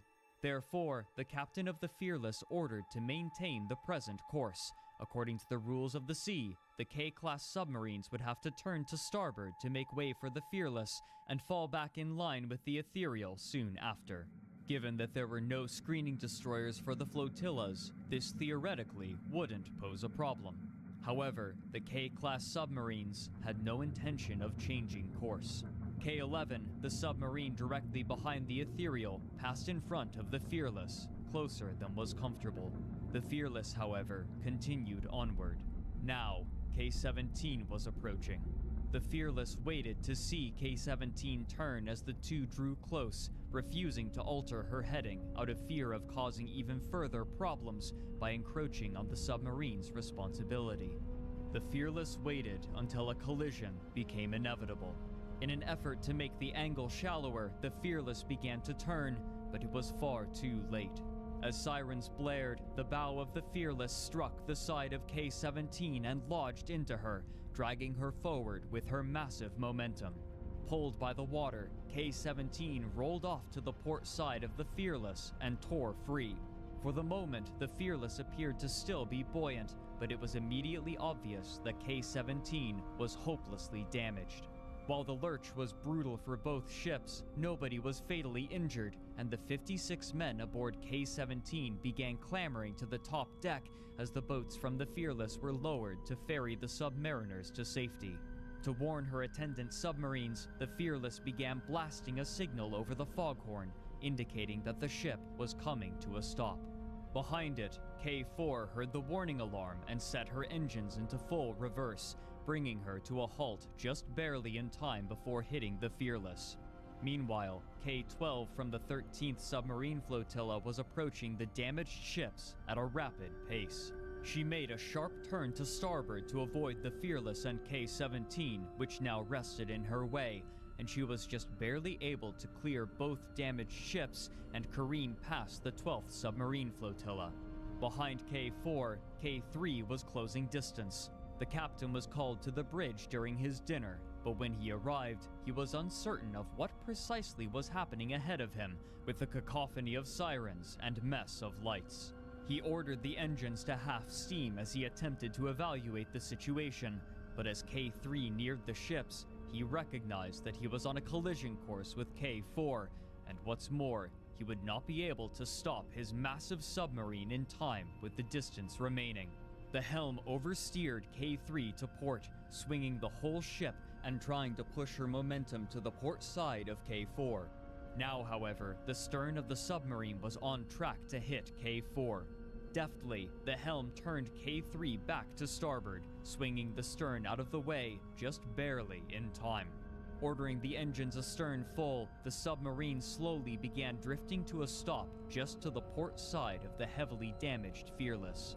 In the meantime, K-6 turned slightly starboard to pull safely clear of K-12, which was still attempting to run alongside the 12th Submarine Flotilla. K-12 then circled back to inspect the damage and offer assistance, stopping off of the port bow of K-3. Now, the Fearless, K-4, K-12, K-3, and the sinking K-17 were all clustered together in the waters off of the Isle of May, with sirens blaring and lights shining bright in the mist like beacons. If the U-boat appeared now, there was no telling how many British sailors would be slaughtered. Attention was now turned to the sinking submarine. While the watertight doors of K-17 had been closed to prevent further flooding, she had taken on far too much seawater and would inevitably sink. The water continued to rise around the 56 evacuees who jumped into the icy ocean, contaminated with black oil from K-17.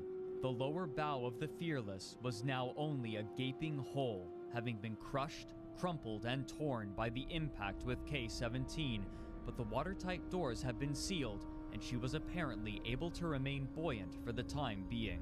Likely attempting to remove itself from the tangle of ships, K-4 turned 90 degrees starboard. Behind this chaos, K-6 was attempting to catch up to the ship ahead of it. During K3's desperate turn and her own turn to avoid K12, K6 had lost sight of K3's stern light. But now, seeing a light through the mist, the captain ordered the helmsman to follow it, assuming that he had rediscovered K3.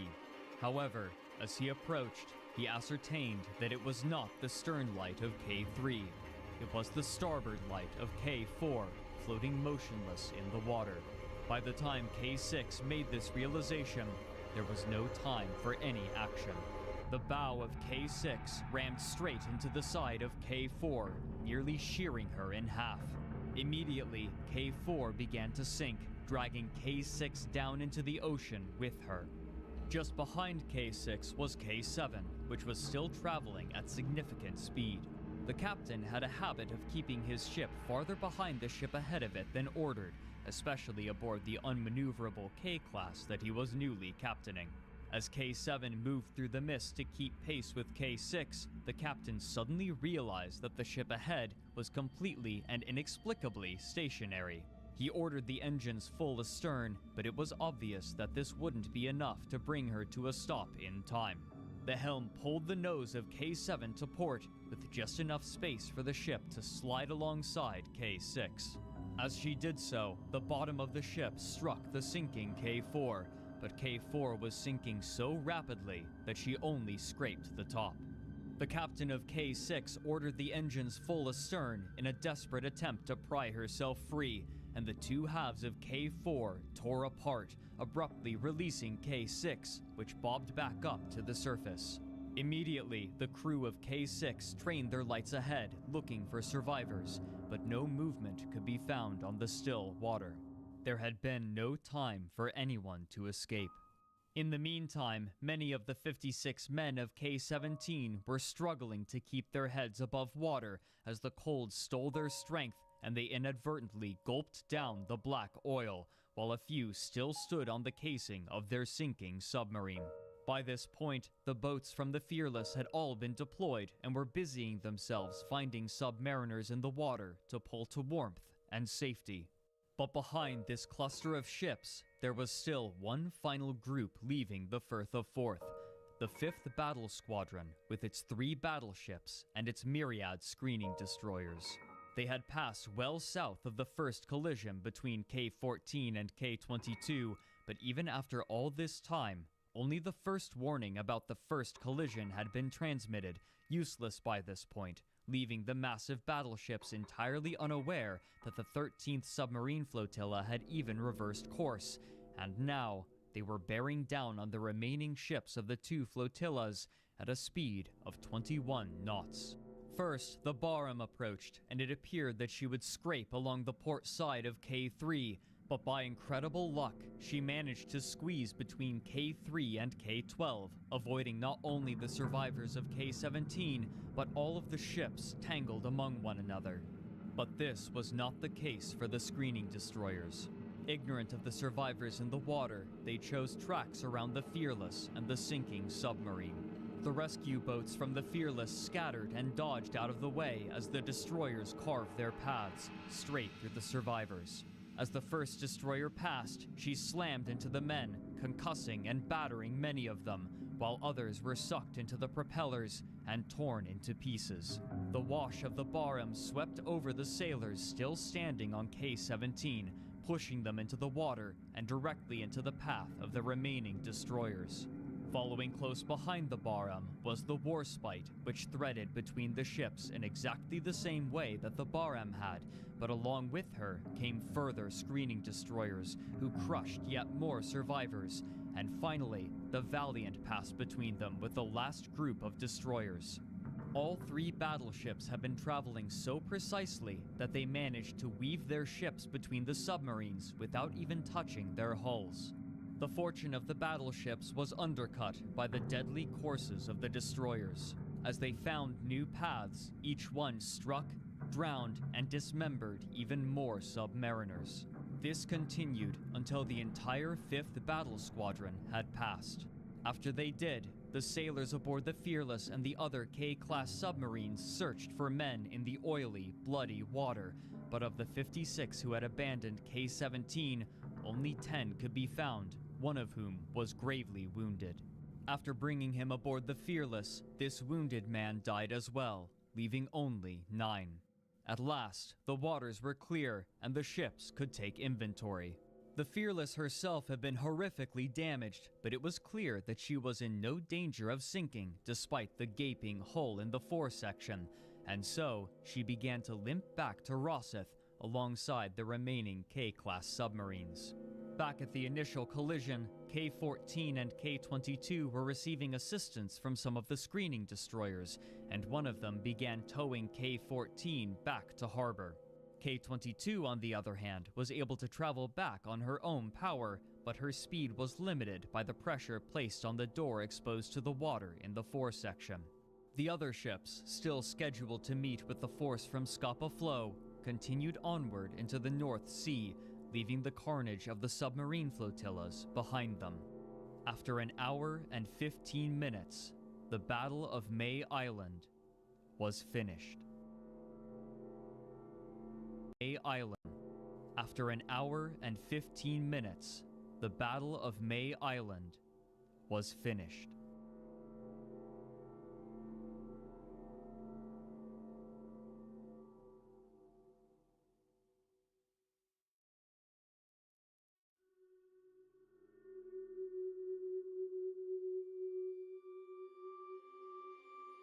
Immediately upon the return of the damaged ships, the admirals began communicating, desperate to discover what precisely had happened.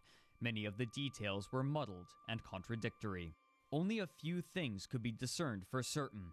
Of the 9 K-class submarines that had left the Firth of Forth that night, 2 had sunk and 3 had been damaged to varying degrees, a casualty rate of over 50%.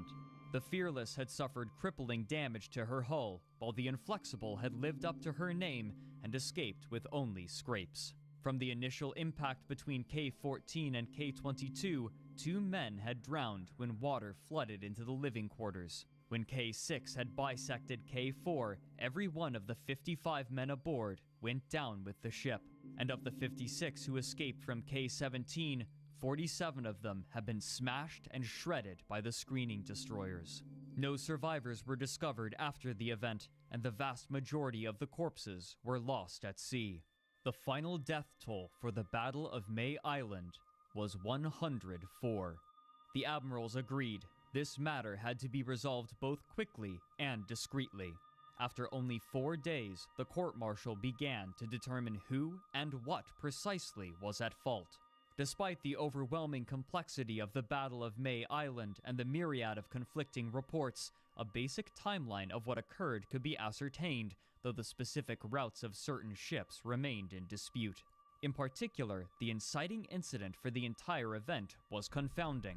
First, what were the 2 boats that had found themselves in the path of the 13th submarine flotilla, floating in the mist?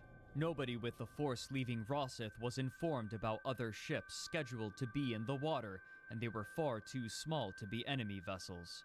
The immediate suspicion was that they were minesweepers, but when the man coordinating the ships at the Isle of May was brought to testify, his statements didn't align with the experiences of the 13th submarine flotilla.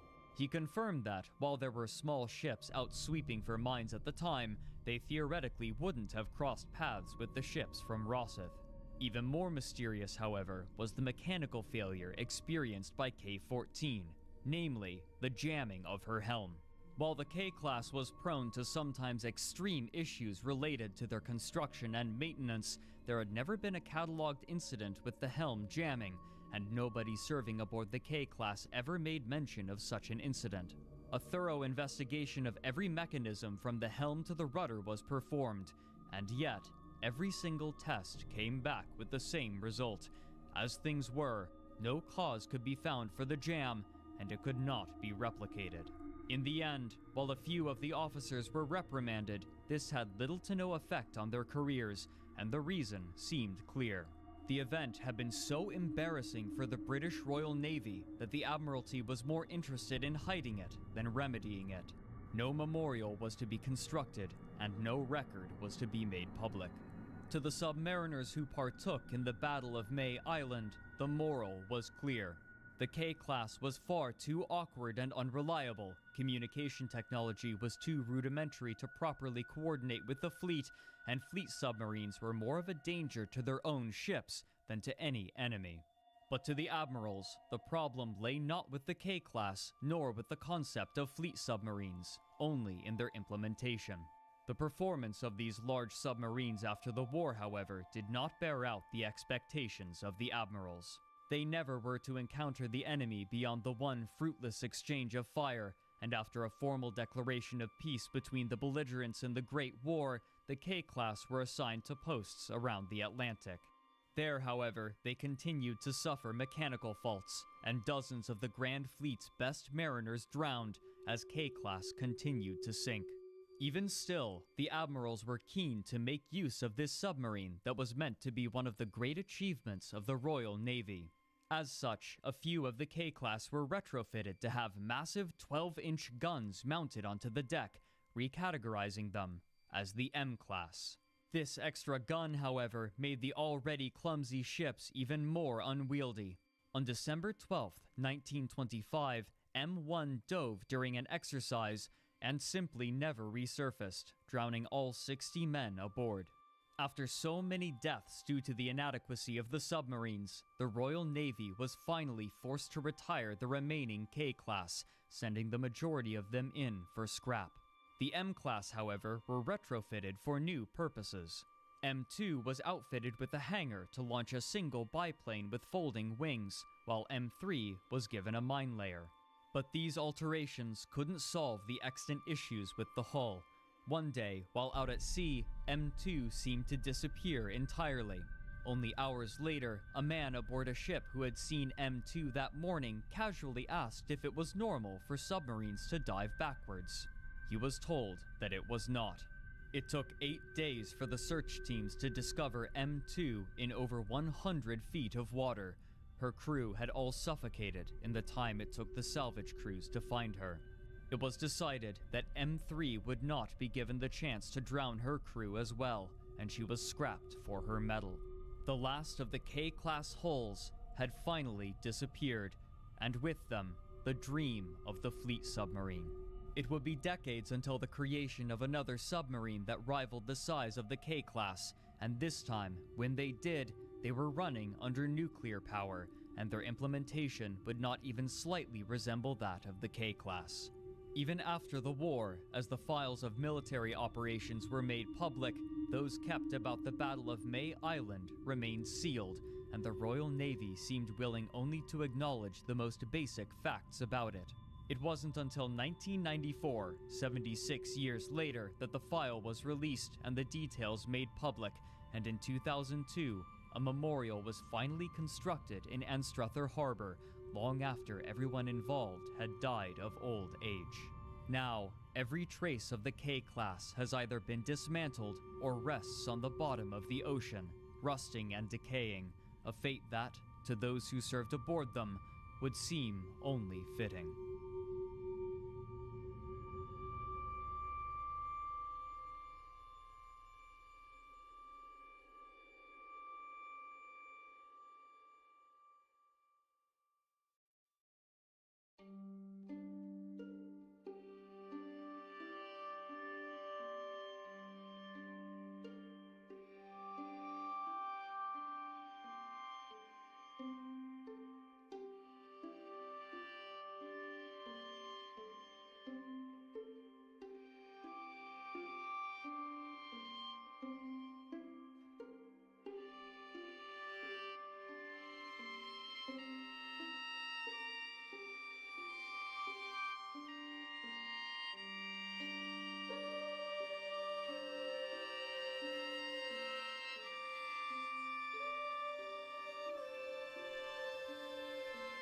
Convicts, let fire light the way.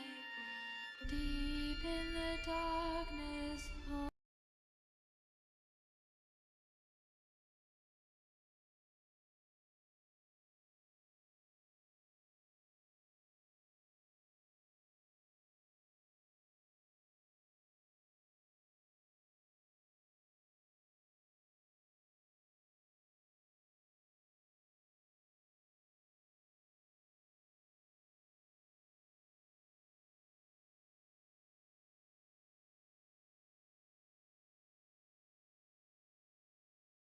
So yeah, I'm pretty sure you can turn off the filter. You could in the first episode, I think. So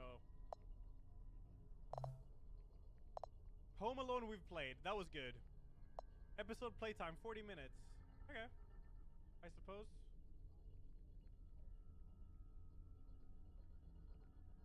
Seems good, yeah.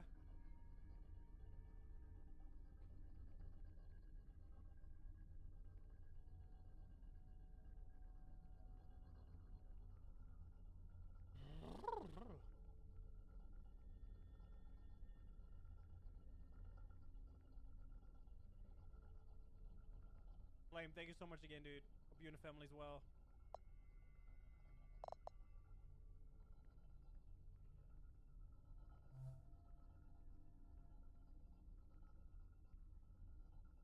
You can remove the filter. At least you could in the... I'm pretty sure we removed it in the first episode, in-game.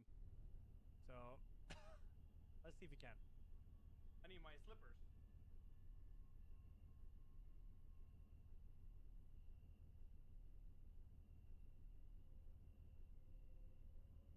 This happened to me when I was 19 years old.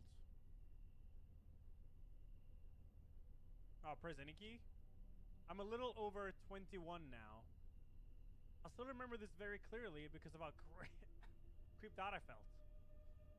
I was a bit hesitant to write this out for the internet at first, but getting it out may help, even if just a little bit. I was one of those people that loves gaming conventions, huh? I'd go to every convention I get the chance to, and sometimes even meet some of my online friends. Though my parents weren't always thrilled at the idea of me going on interstate drives, but a plane ticket would have been too expensive.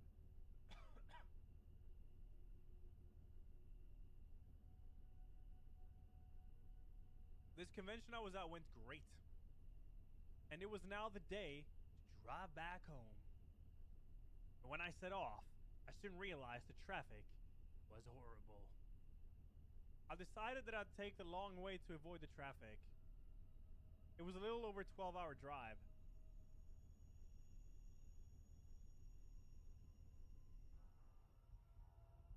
Now let's see. Okay, pressing escape brings up the phone, so I guess maybe you can't remove this filter, but I'm fine with it in this game, I think.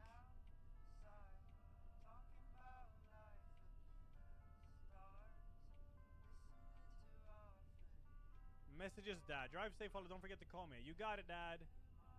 Anything else? Leaving now. Drive safe, Holly. Okay, Dad. Not sure if it'll be this lifetime, though. What do you mean? Stuck in the biggest traffic jam of the country. That sucks. It's not too good here either. I think it's the people from the convention. That's it. I'm rerouting here. Yo, Volcano, thanks to the 45. Thank you. Hey, this looks good, though. Okay, the VHS filter is not as bad as I thought it would be. That's cool.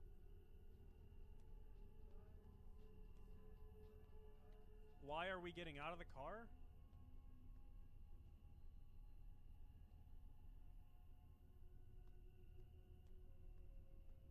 Yeah, why would we get out? We're just gonna drive to the convention, yeah? You're not allowed to downscroll unless you buy this plate. That's the rule of horror games. Oh, I can drive. Oh, cool. This is actually me driving.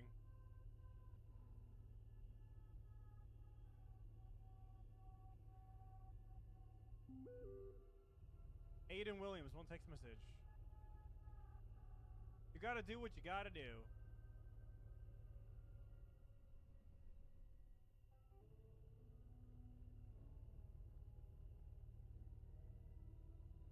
Is there someone in the back of my car? No. I could swear it was moving. Ah, okay.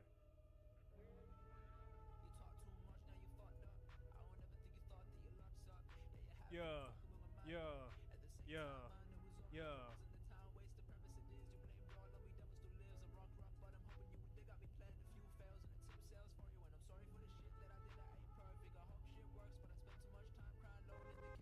Sorry.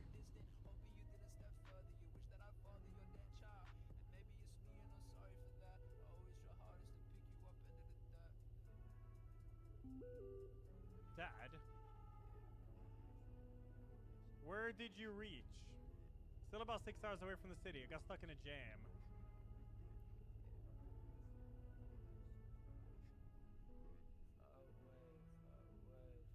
So Dad is our dad and Aiden is our friend.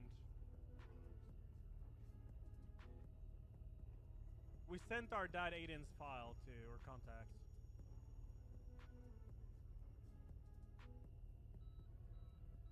What, gas? Really? Near halfway through the drive, I realized I was low on gas.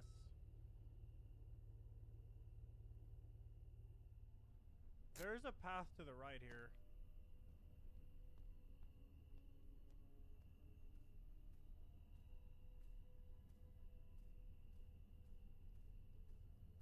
Can't open it though.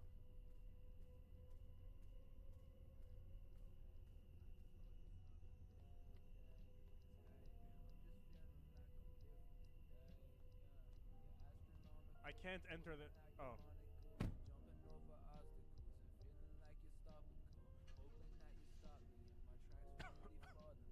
Yeah. Yeah. Yeah. Yeah.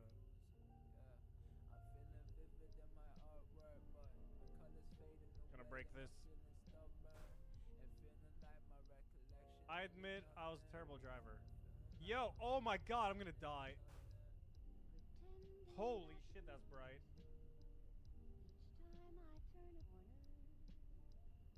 I can turn off the filter. I thought you could because I think we did it in the first episode of this. Or if someone knows how to do it, then hit me up. But I don't know. It doesn't look too bad in this game, actually. It's kind of fine. Normally, I'm not a fan of this filter at all, but I don't know. It's done correct with the lighting here. Hey, Ella, is there somewhere I can find vodka of you playing games like these? VODs. Probably on the VODs channel there is. Exclamation mark VODs. Try that one. Told you to take that flight. Dad was right.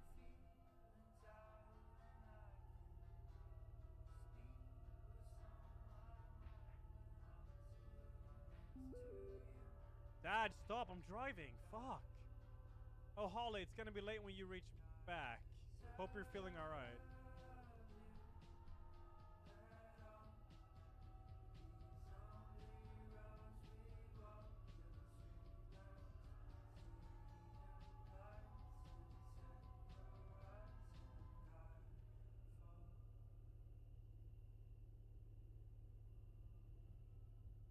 Oh, gas station. Perfect.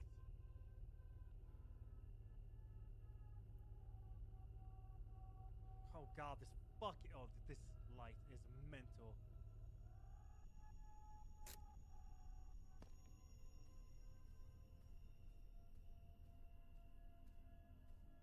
Yeah, this filter works. This is actually quite fine. Norwood gas station. Hello.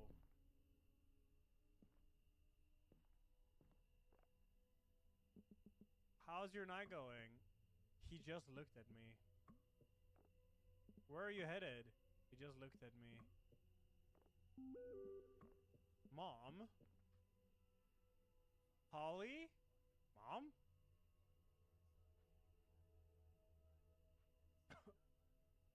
Yeah?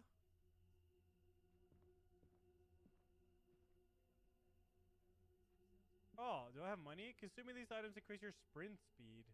Oh, Lord.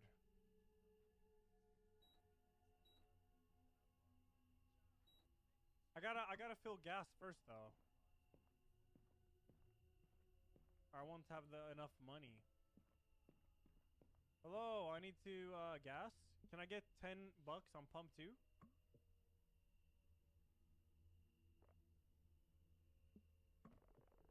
Heading to the bridge by yourself? Yeah, why? Not a lot of people head down there this time of year. Be careful. What do you mean? For about a century now, many people have been going missing down there. And people who went looking for them never returned. Locals say the Norwood Valley monster had torn them up and hung them upside down, on trees. Can I use the toilet? It's not cleaned. Okay. You got pump too. Anything else? That's all. Thanks. Thanks. Okay.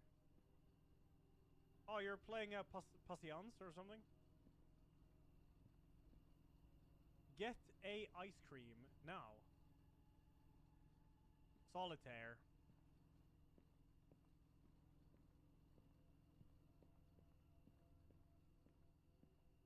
It's Patience in Swedish, right? Or? I think so, right?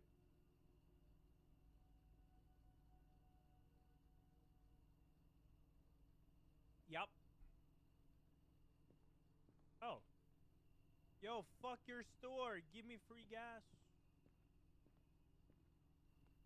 Oh, it actually disappears too. It's not infinite? Oh. I got an achievement. Hold up. Nuisance.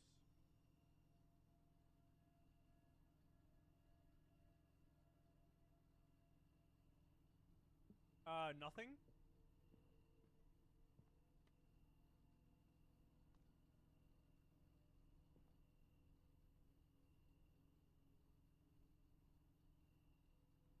Now what you gonna do about it, huh?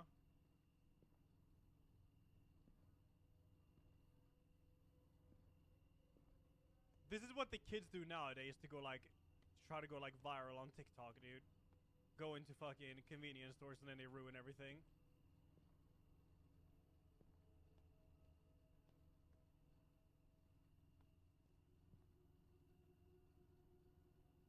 I want to see if I can get a game over here.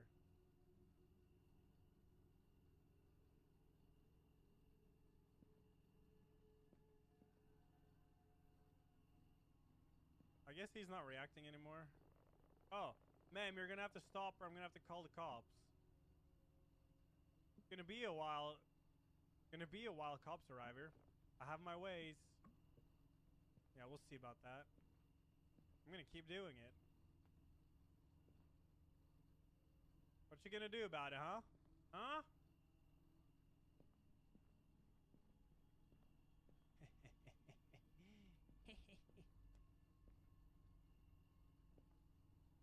Whoa. Whoa. Whoa. Hey, you. Mind's blown by the VOD's channel. Holy shit, I'm sad. The VOD channel is really good, yeah. It's very nice. I have nothing to do with it. Yeah, I'll make it like a big pile. I can go out of bounds.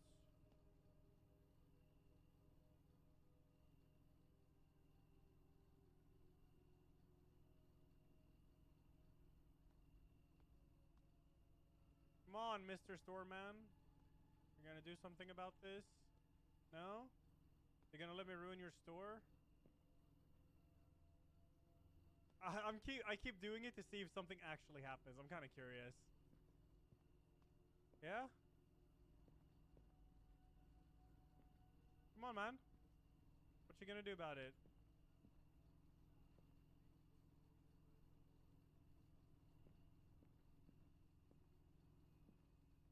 I mean, he said he was gonna call the cops and then he had his own ways. Is he gonna pull out a rifle and shoot me? Another victim. Oh, Maddie, bam. Thanks to the prime, dude. Thank you.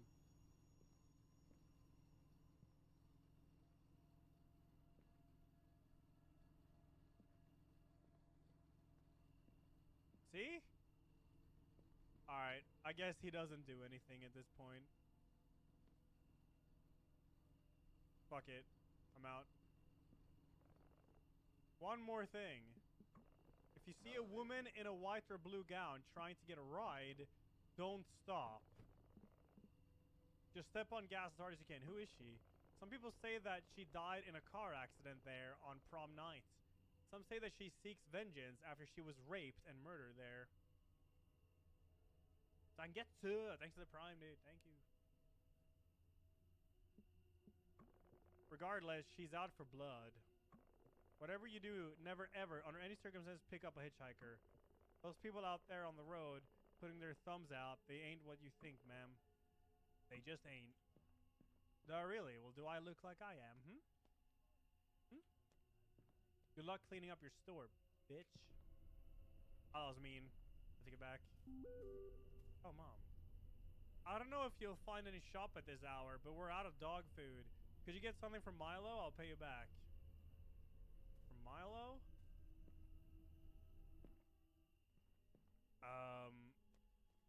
This is dog food. That'll be $5. Can I?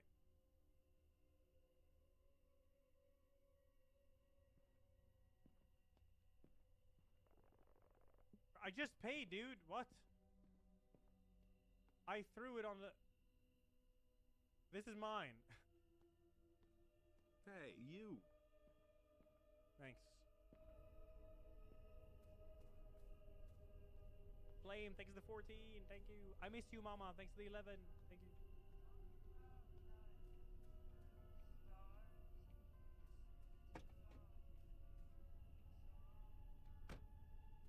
Sweet. Maybe I'll get... Can I buy motor oil, too? Maybe my car's gonna break.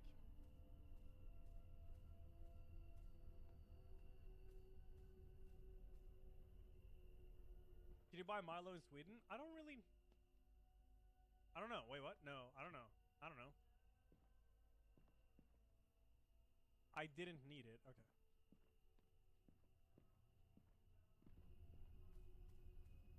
Did I finish the rum? No, I haven't been drinking I'm not gonna touch any alcohol until I get complete 100%. I'm not coughing too much anymore, but still don't want to drink the rum. I want to, but I just want to get 100% first. Alright, away we go. I'm not sure why, but at first I went on without getting gas. Yeah. Shit.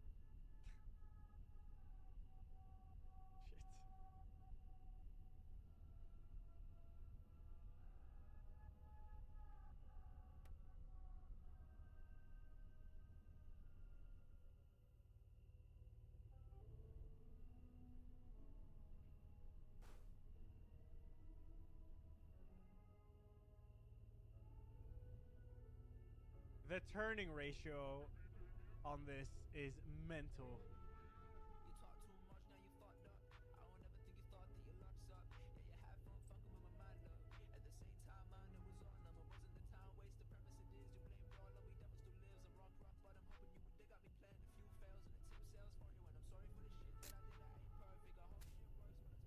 Where's Tridance?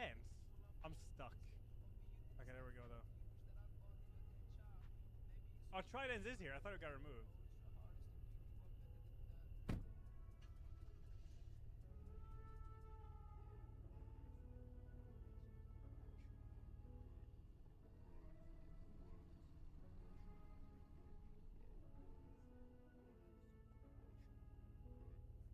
Really? I can't do a full turn here? Come on, man. Wait, there's a hole in the fence here. Maybe there's an Easter egg.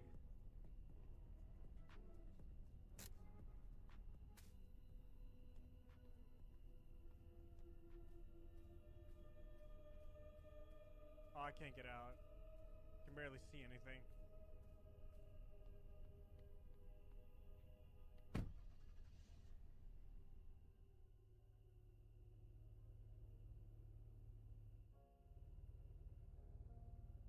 How long have I been playing this? I'm in the beginning.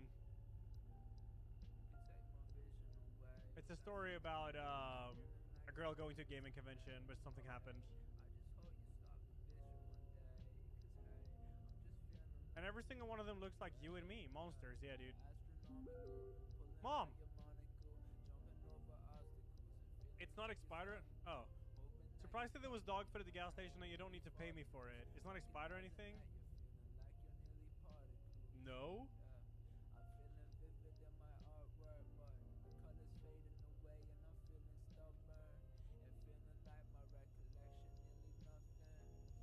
I guess I can't send it.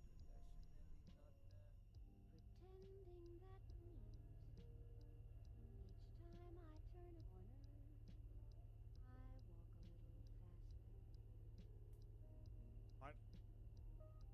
Oh, the light. Hello. F2. Okay, good.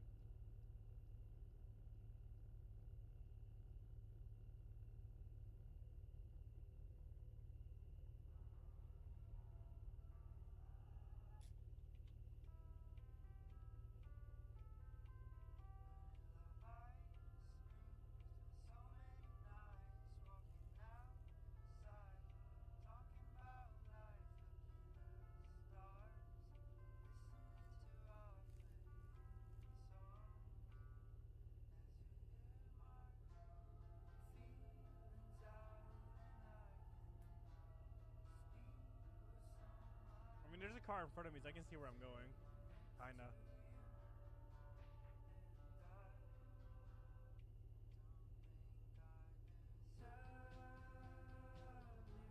Any lights? Hello?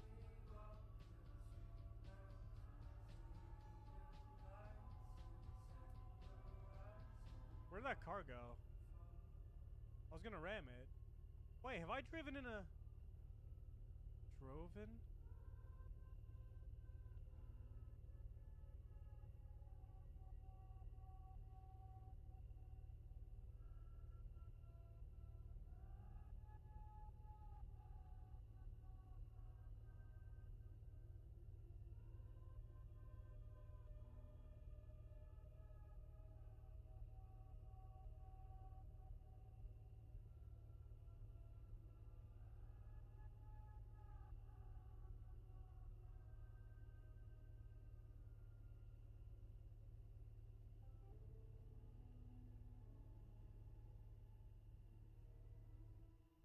Oh, the bridge is here. Any hitchhikers?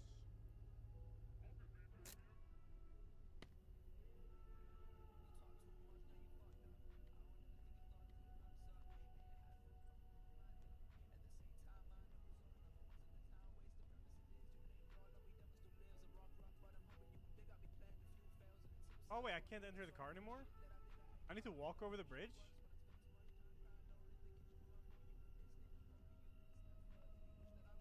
I couldn't drive leaving my stuff behind.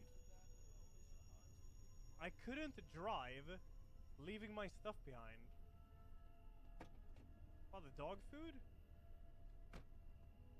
Oh, now I can drive. What?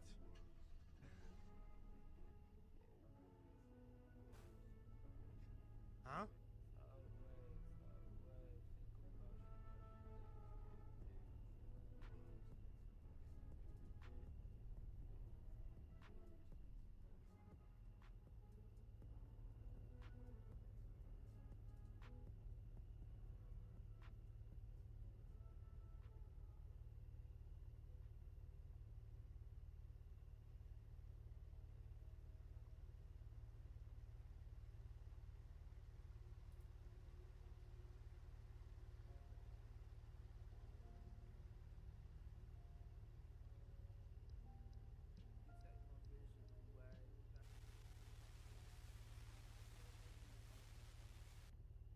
Drumming and I is really therapeutic. Oh, I can actually do the radio. At least it used to be. Ah, fuck that. We'll just listen to the nature, dude.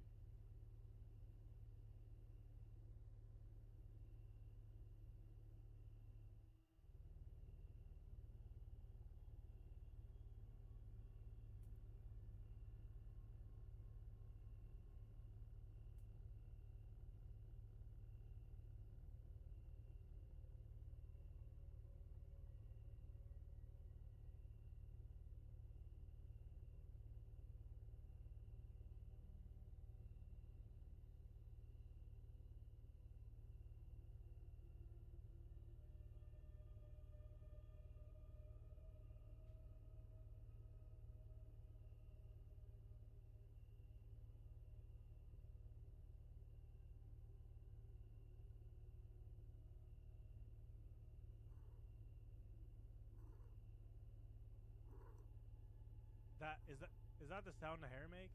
Was that blood, by the way? I swear, was there blood back there? almost looked like it. I wasn't trying to run it over, dude. It was something happened with my keyboard.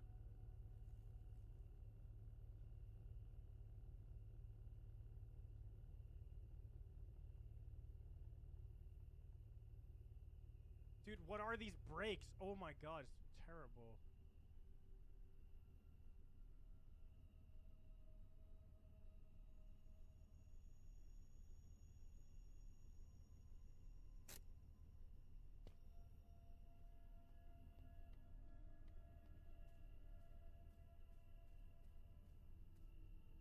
Hello?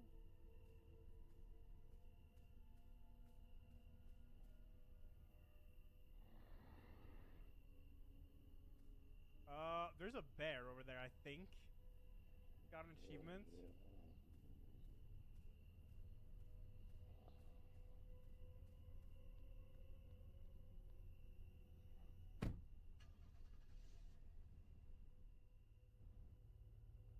How many achievements does this game have?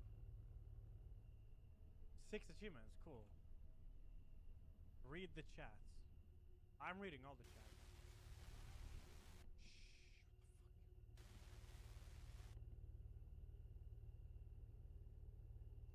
There's this very weird thing about that night.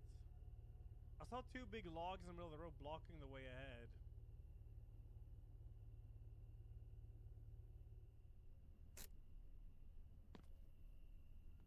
It almost seemed as if someone had deliberately put those there. But I didn't think much of it at the time. Those were heavy. Yeah, no shit, dude.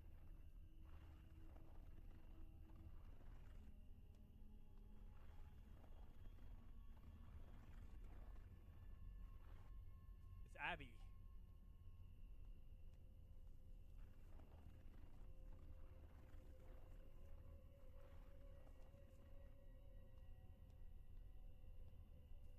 Hello?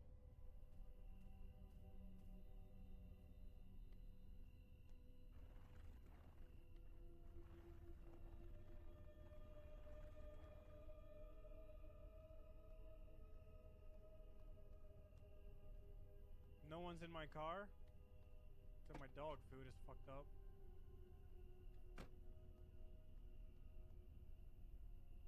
Greg, 51 months. Thank you, dude. Enjoy excessive.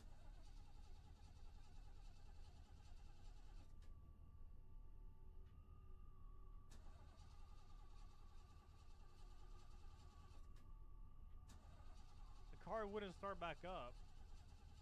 Okay, I'll check the engine, I guess.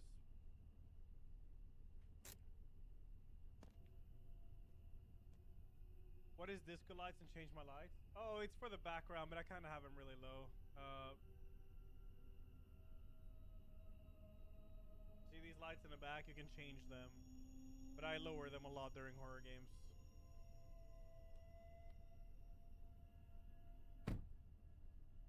I was lying if I said I didn't feel slightest of unease. Yo, are you not gonna... I don't mean to make this sound like a cliche horror story, but... Throughout my life, I was told not to take rides from strangers. At that moment, I had no choice. Oh, okay. Hello? I was scared to think how long it would take for someone to pass.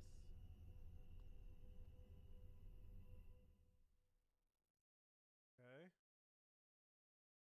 10:23 p.m.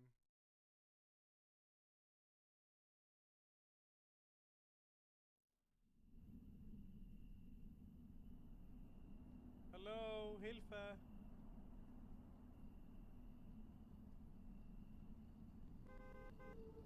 Yo, chill, hey. Pure evil. I didn't understand how somebody could leave another human being stranded like that.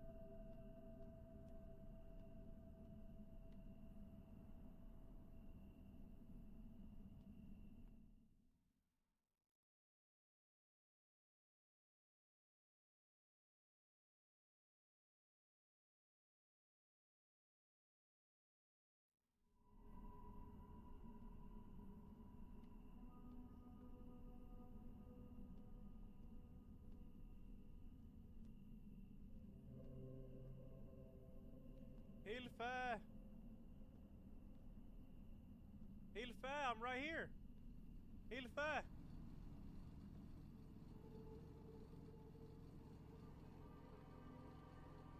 Thanks. Jesus. You're the girl from the gas station. Hi, thank you so much for stopping. What are you trying to do out here? I think my car just broke down. I can't call for help. There's no phone service. You think I can get a ride? Where are you heading to? The nearest stop where I can call for help. Just up the road, the nearest stop. Hop in. Thank you so much. Could you wait till I get my stuff? Hurry up. Throw it in the back. I won't be here for too long. Okay.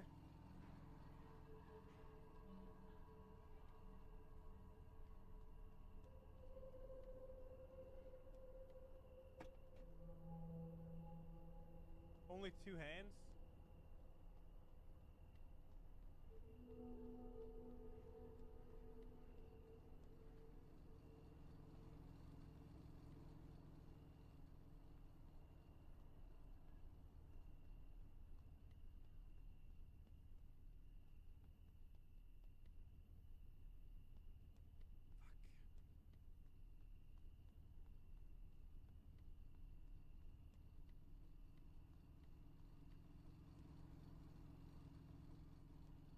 Hold up. I'm almost done.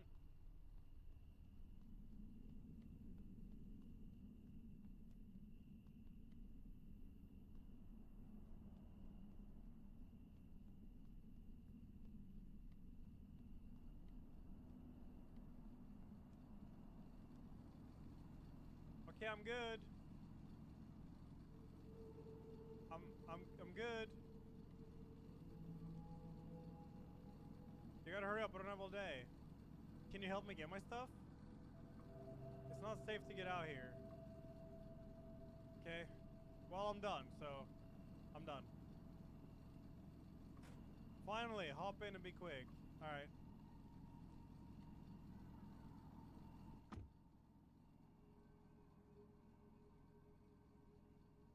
Thanks, dude. Do you have any Zoomer radio?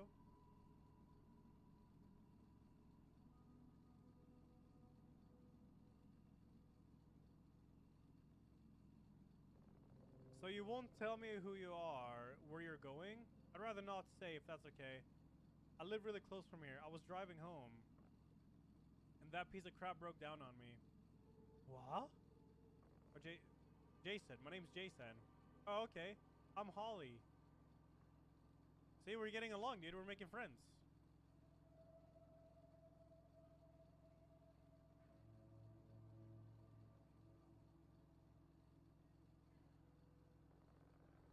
You're really lucky I had to be on this side of the town tonight. I must say, you are one brave young woman. How's that? You got any clue what happened to your car back there? Ah, it's an old car. That's it? I think so.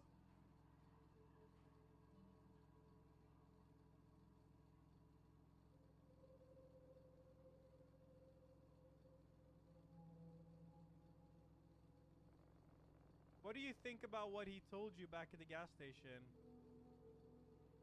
He really creeped me out. He's funny. Interesting. Idiot tells that to every person traveling down here. What an idiot. So is it true? What, the monster? Let's see, I've never seen a monster for myself, but there are some things. And I'm afraid your car breaking down could have been one of them. Hey, listen, I don't want to sound like that moron, but just remember this. You don't bother them, and you don't be bothered. Okay?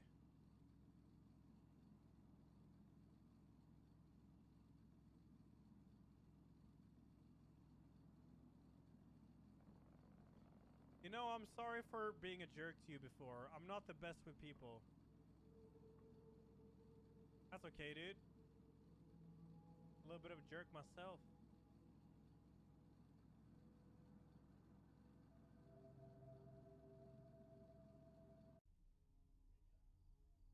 Oh, it's past midnight now. After a little bit of small talk, he dropped me by a motel.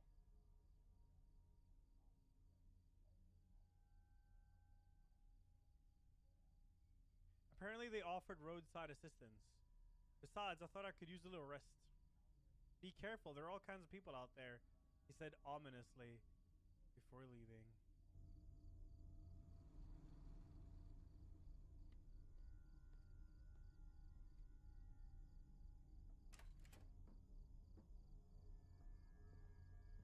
The man was putting out the creepiest vibes imaginable. Gal need a room to shack up for the night? How much is it for a room? $40 for single. Pay cash only. Pay. Room number 9, right over there. Talk about the car. $90. Tommy will take care of it next thing in the morning. Sure, pay.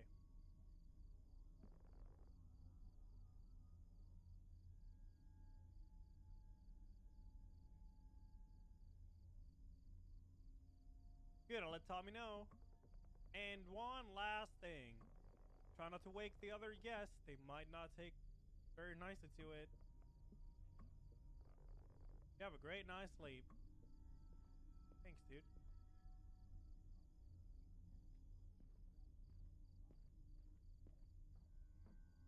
This is not public combo, no. How much money do I have?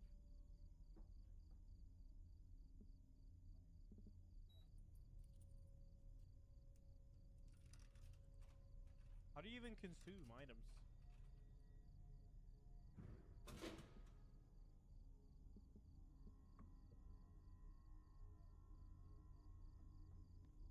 Cool.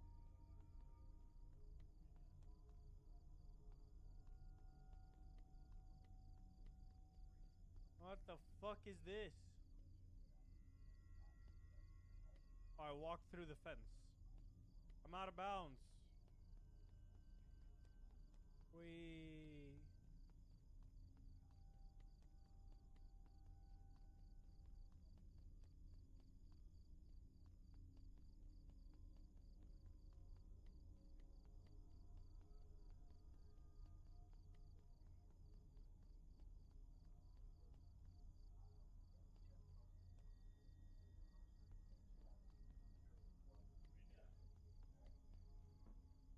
You guys are fucking loud, you know that?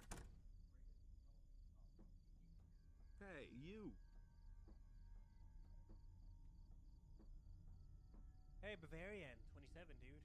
Thank you. Thank you. I can't sprint anymore. This is so sad.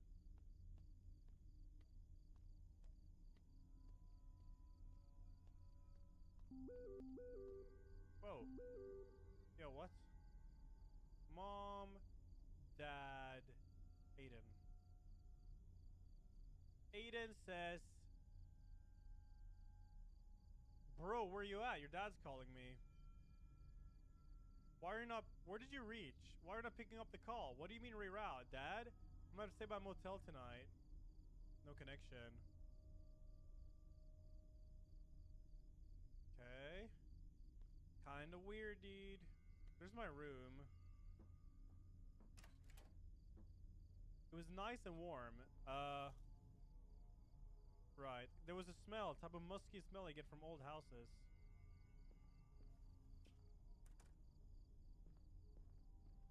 Right.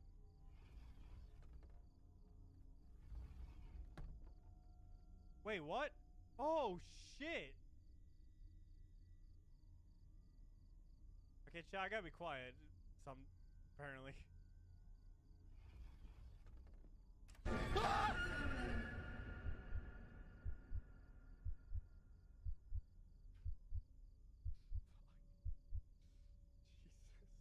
What the fuck is he?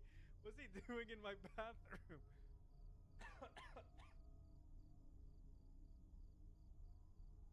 What are you doing here? You're scaring the crap out of me, dude. Yeah. Who are you? I'm Tommy, room service here at the Roadway Inn. The finest stopover in Norwood. What were you doing in there? You know, cleaning stuff. Guy at the front desk gave me this room. Yeah. I'm gonna have to ask you to step outside while I make the room. I'll just get my stuff. Oh my fucking hell. Please go outside. Yada yada. Okay, yeah, sure.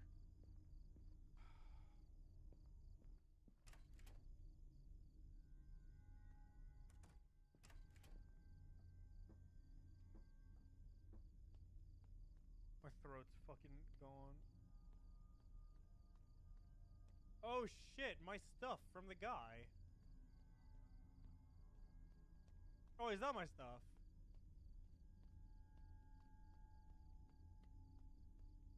Oh, this is my stuff. Okay, cool.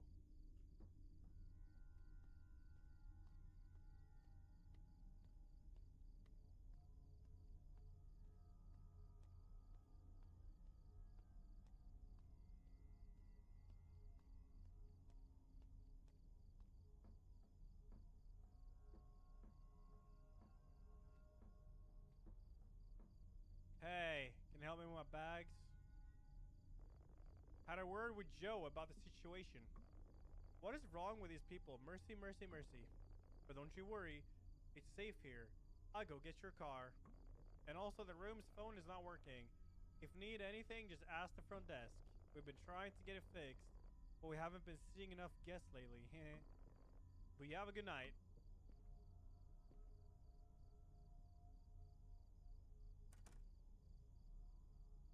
Right.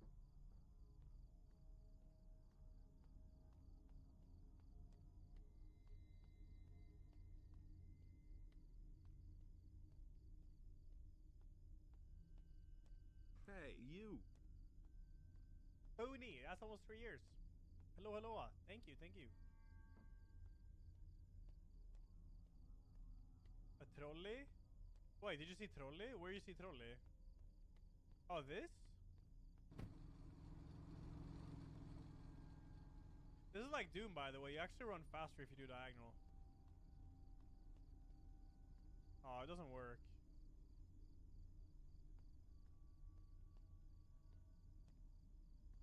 No.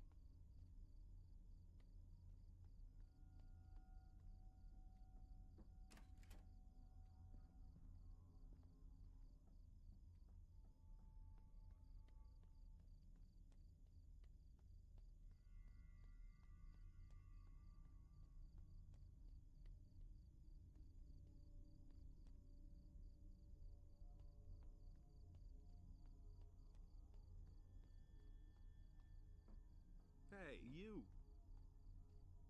Oh, Fessy, thanks for the 2 months. Thank you, thank you. Hey, you.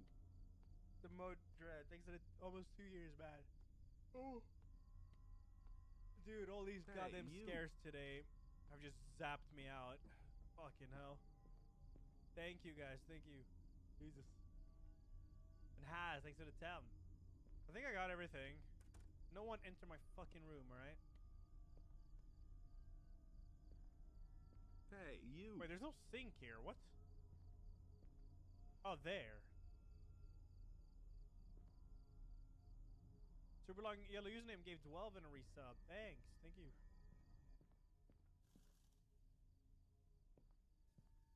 Oh. Oh, I can peek outside.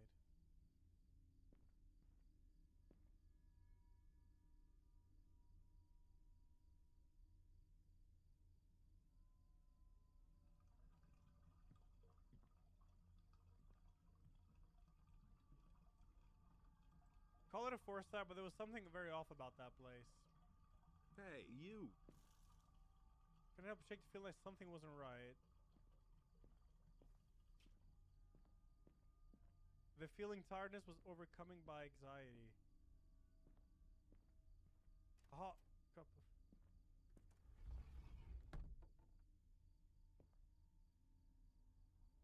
Face Dork, thanks for the 10, dude. Oh, shit.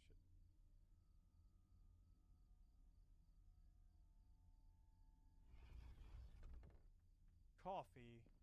Do we have coffee machine here? I guess I go to the front desk. Hey, you. Kelsey, yum. Yeah, tier 341. Jesus, thank you. He is, Brenda, yeah.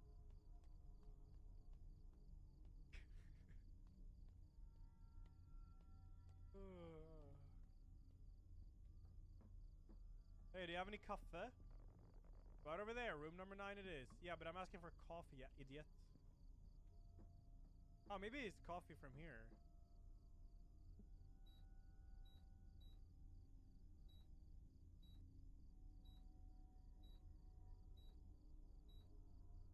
Mjölk, choklad, Marabou.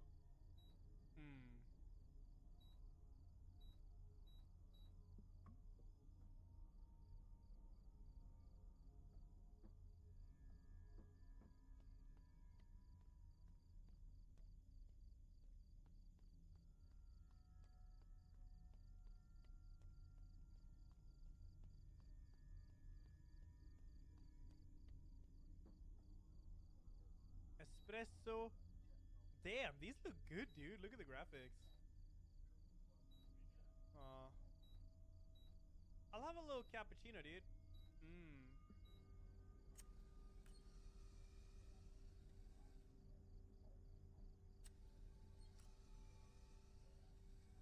Consume.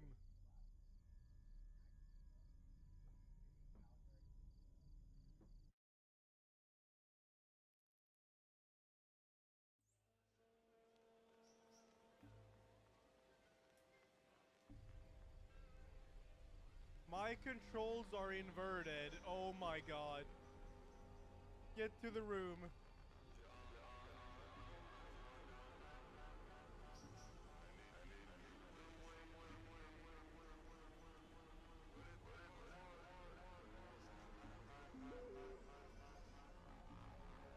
Oh, fuck.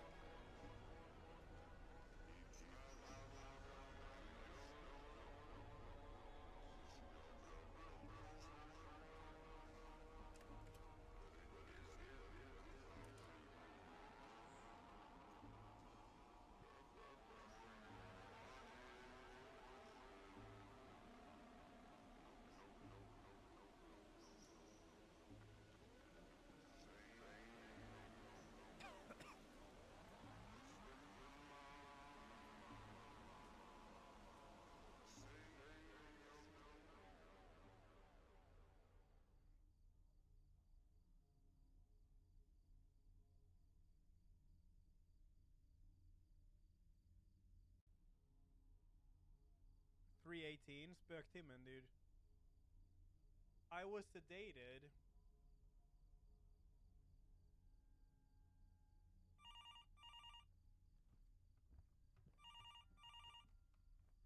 Hey, you.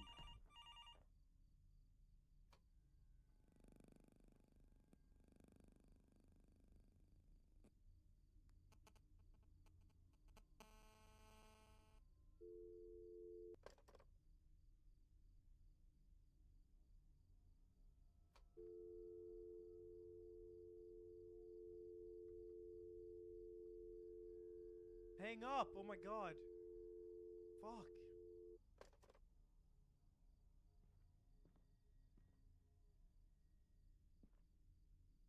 I did it.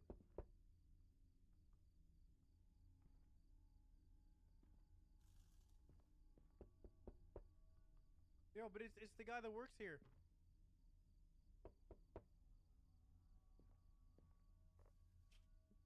Who is it? Joe from front desk, open the door.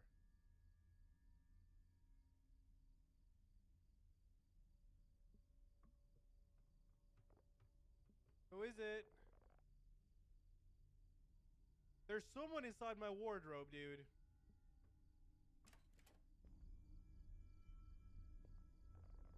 Didn't I specifically tell you not to wake anyone up? I have complaints. What are you making all those goofy noises for? Whatever it is, just keep it down, miss. Is that why your eyes are all red? Mention the coffee machine. Are you messing with me? We don't have no coffee machine here. It's right over there. Okay, okay, here. I've had enough of you crazy goons here. For once, I thought we had a sober guest, but I guess I'm the crazy one here. Follow me. I hate my job. Lead Joe. Dude, someone's in my fucking wardrobe, dude. Yo, check my wardrobe. Here.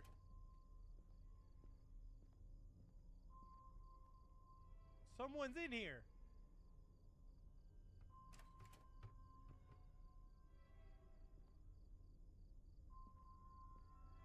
I can't open it. Oh, what?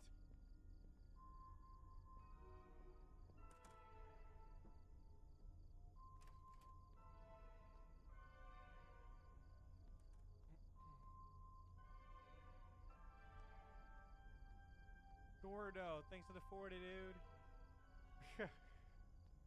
Yeah, classic.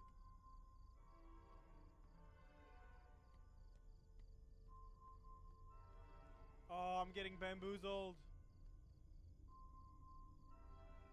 Someone just left the apartment. I see him. Who are you?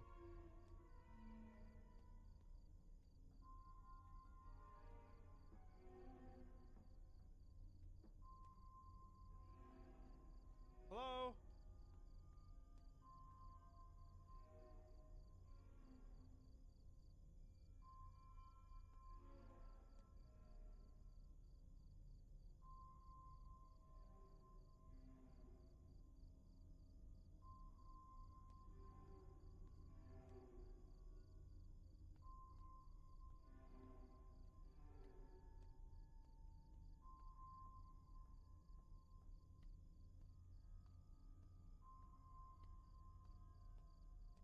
Come on, Joe.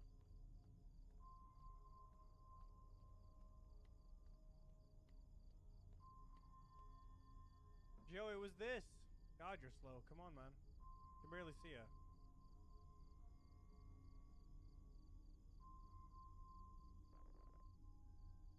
Go back to the room. I swear to God, it was right here. I said go back now. Yo, chill, dude. There should be some medication in your room that should offer you relief. Check the table by the telly. What? Never! Never! That's creepy as shit, dude.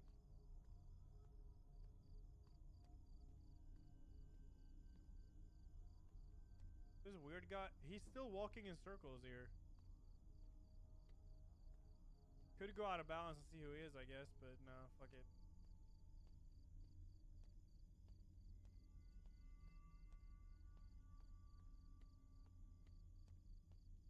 Oh yeah, texts.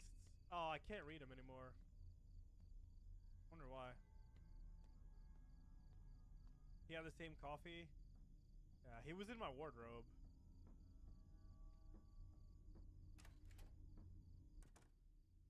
Right.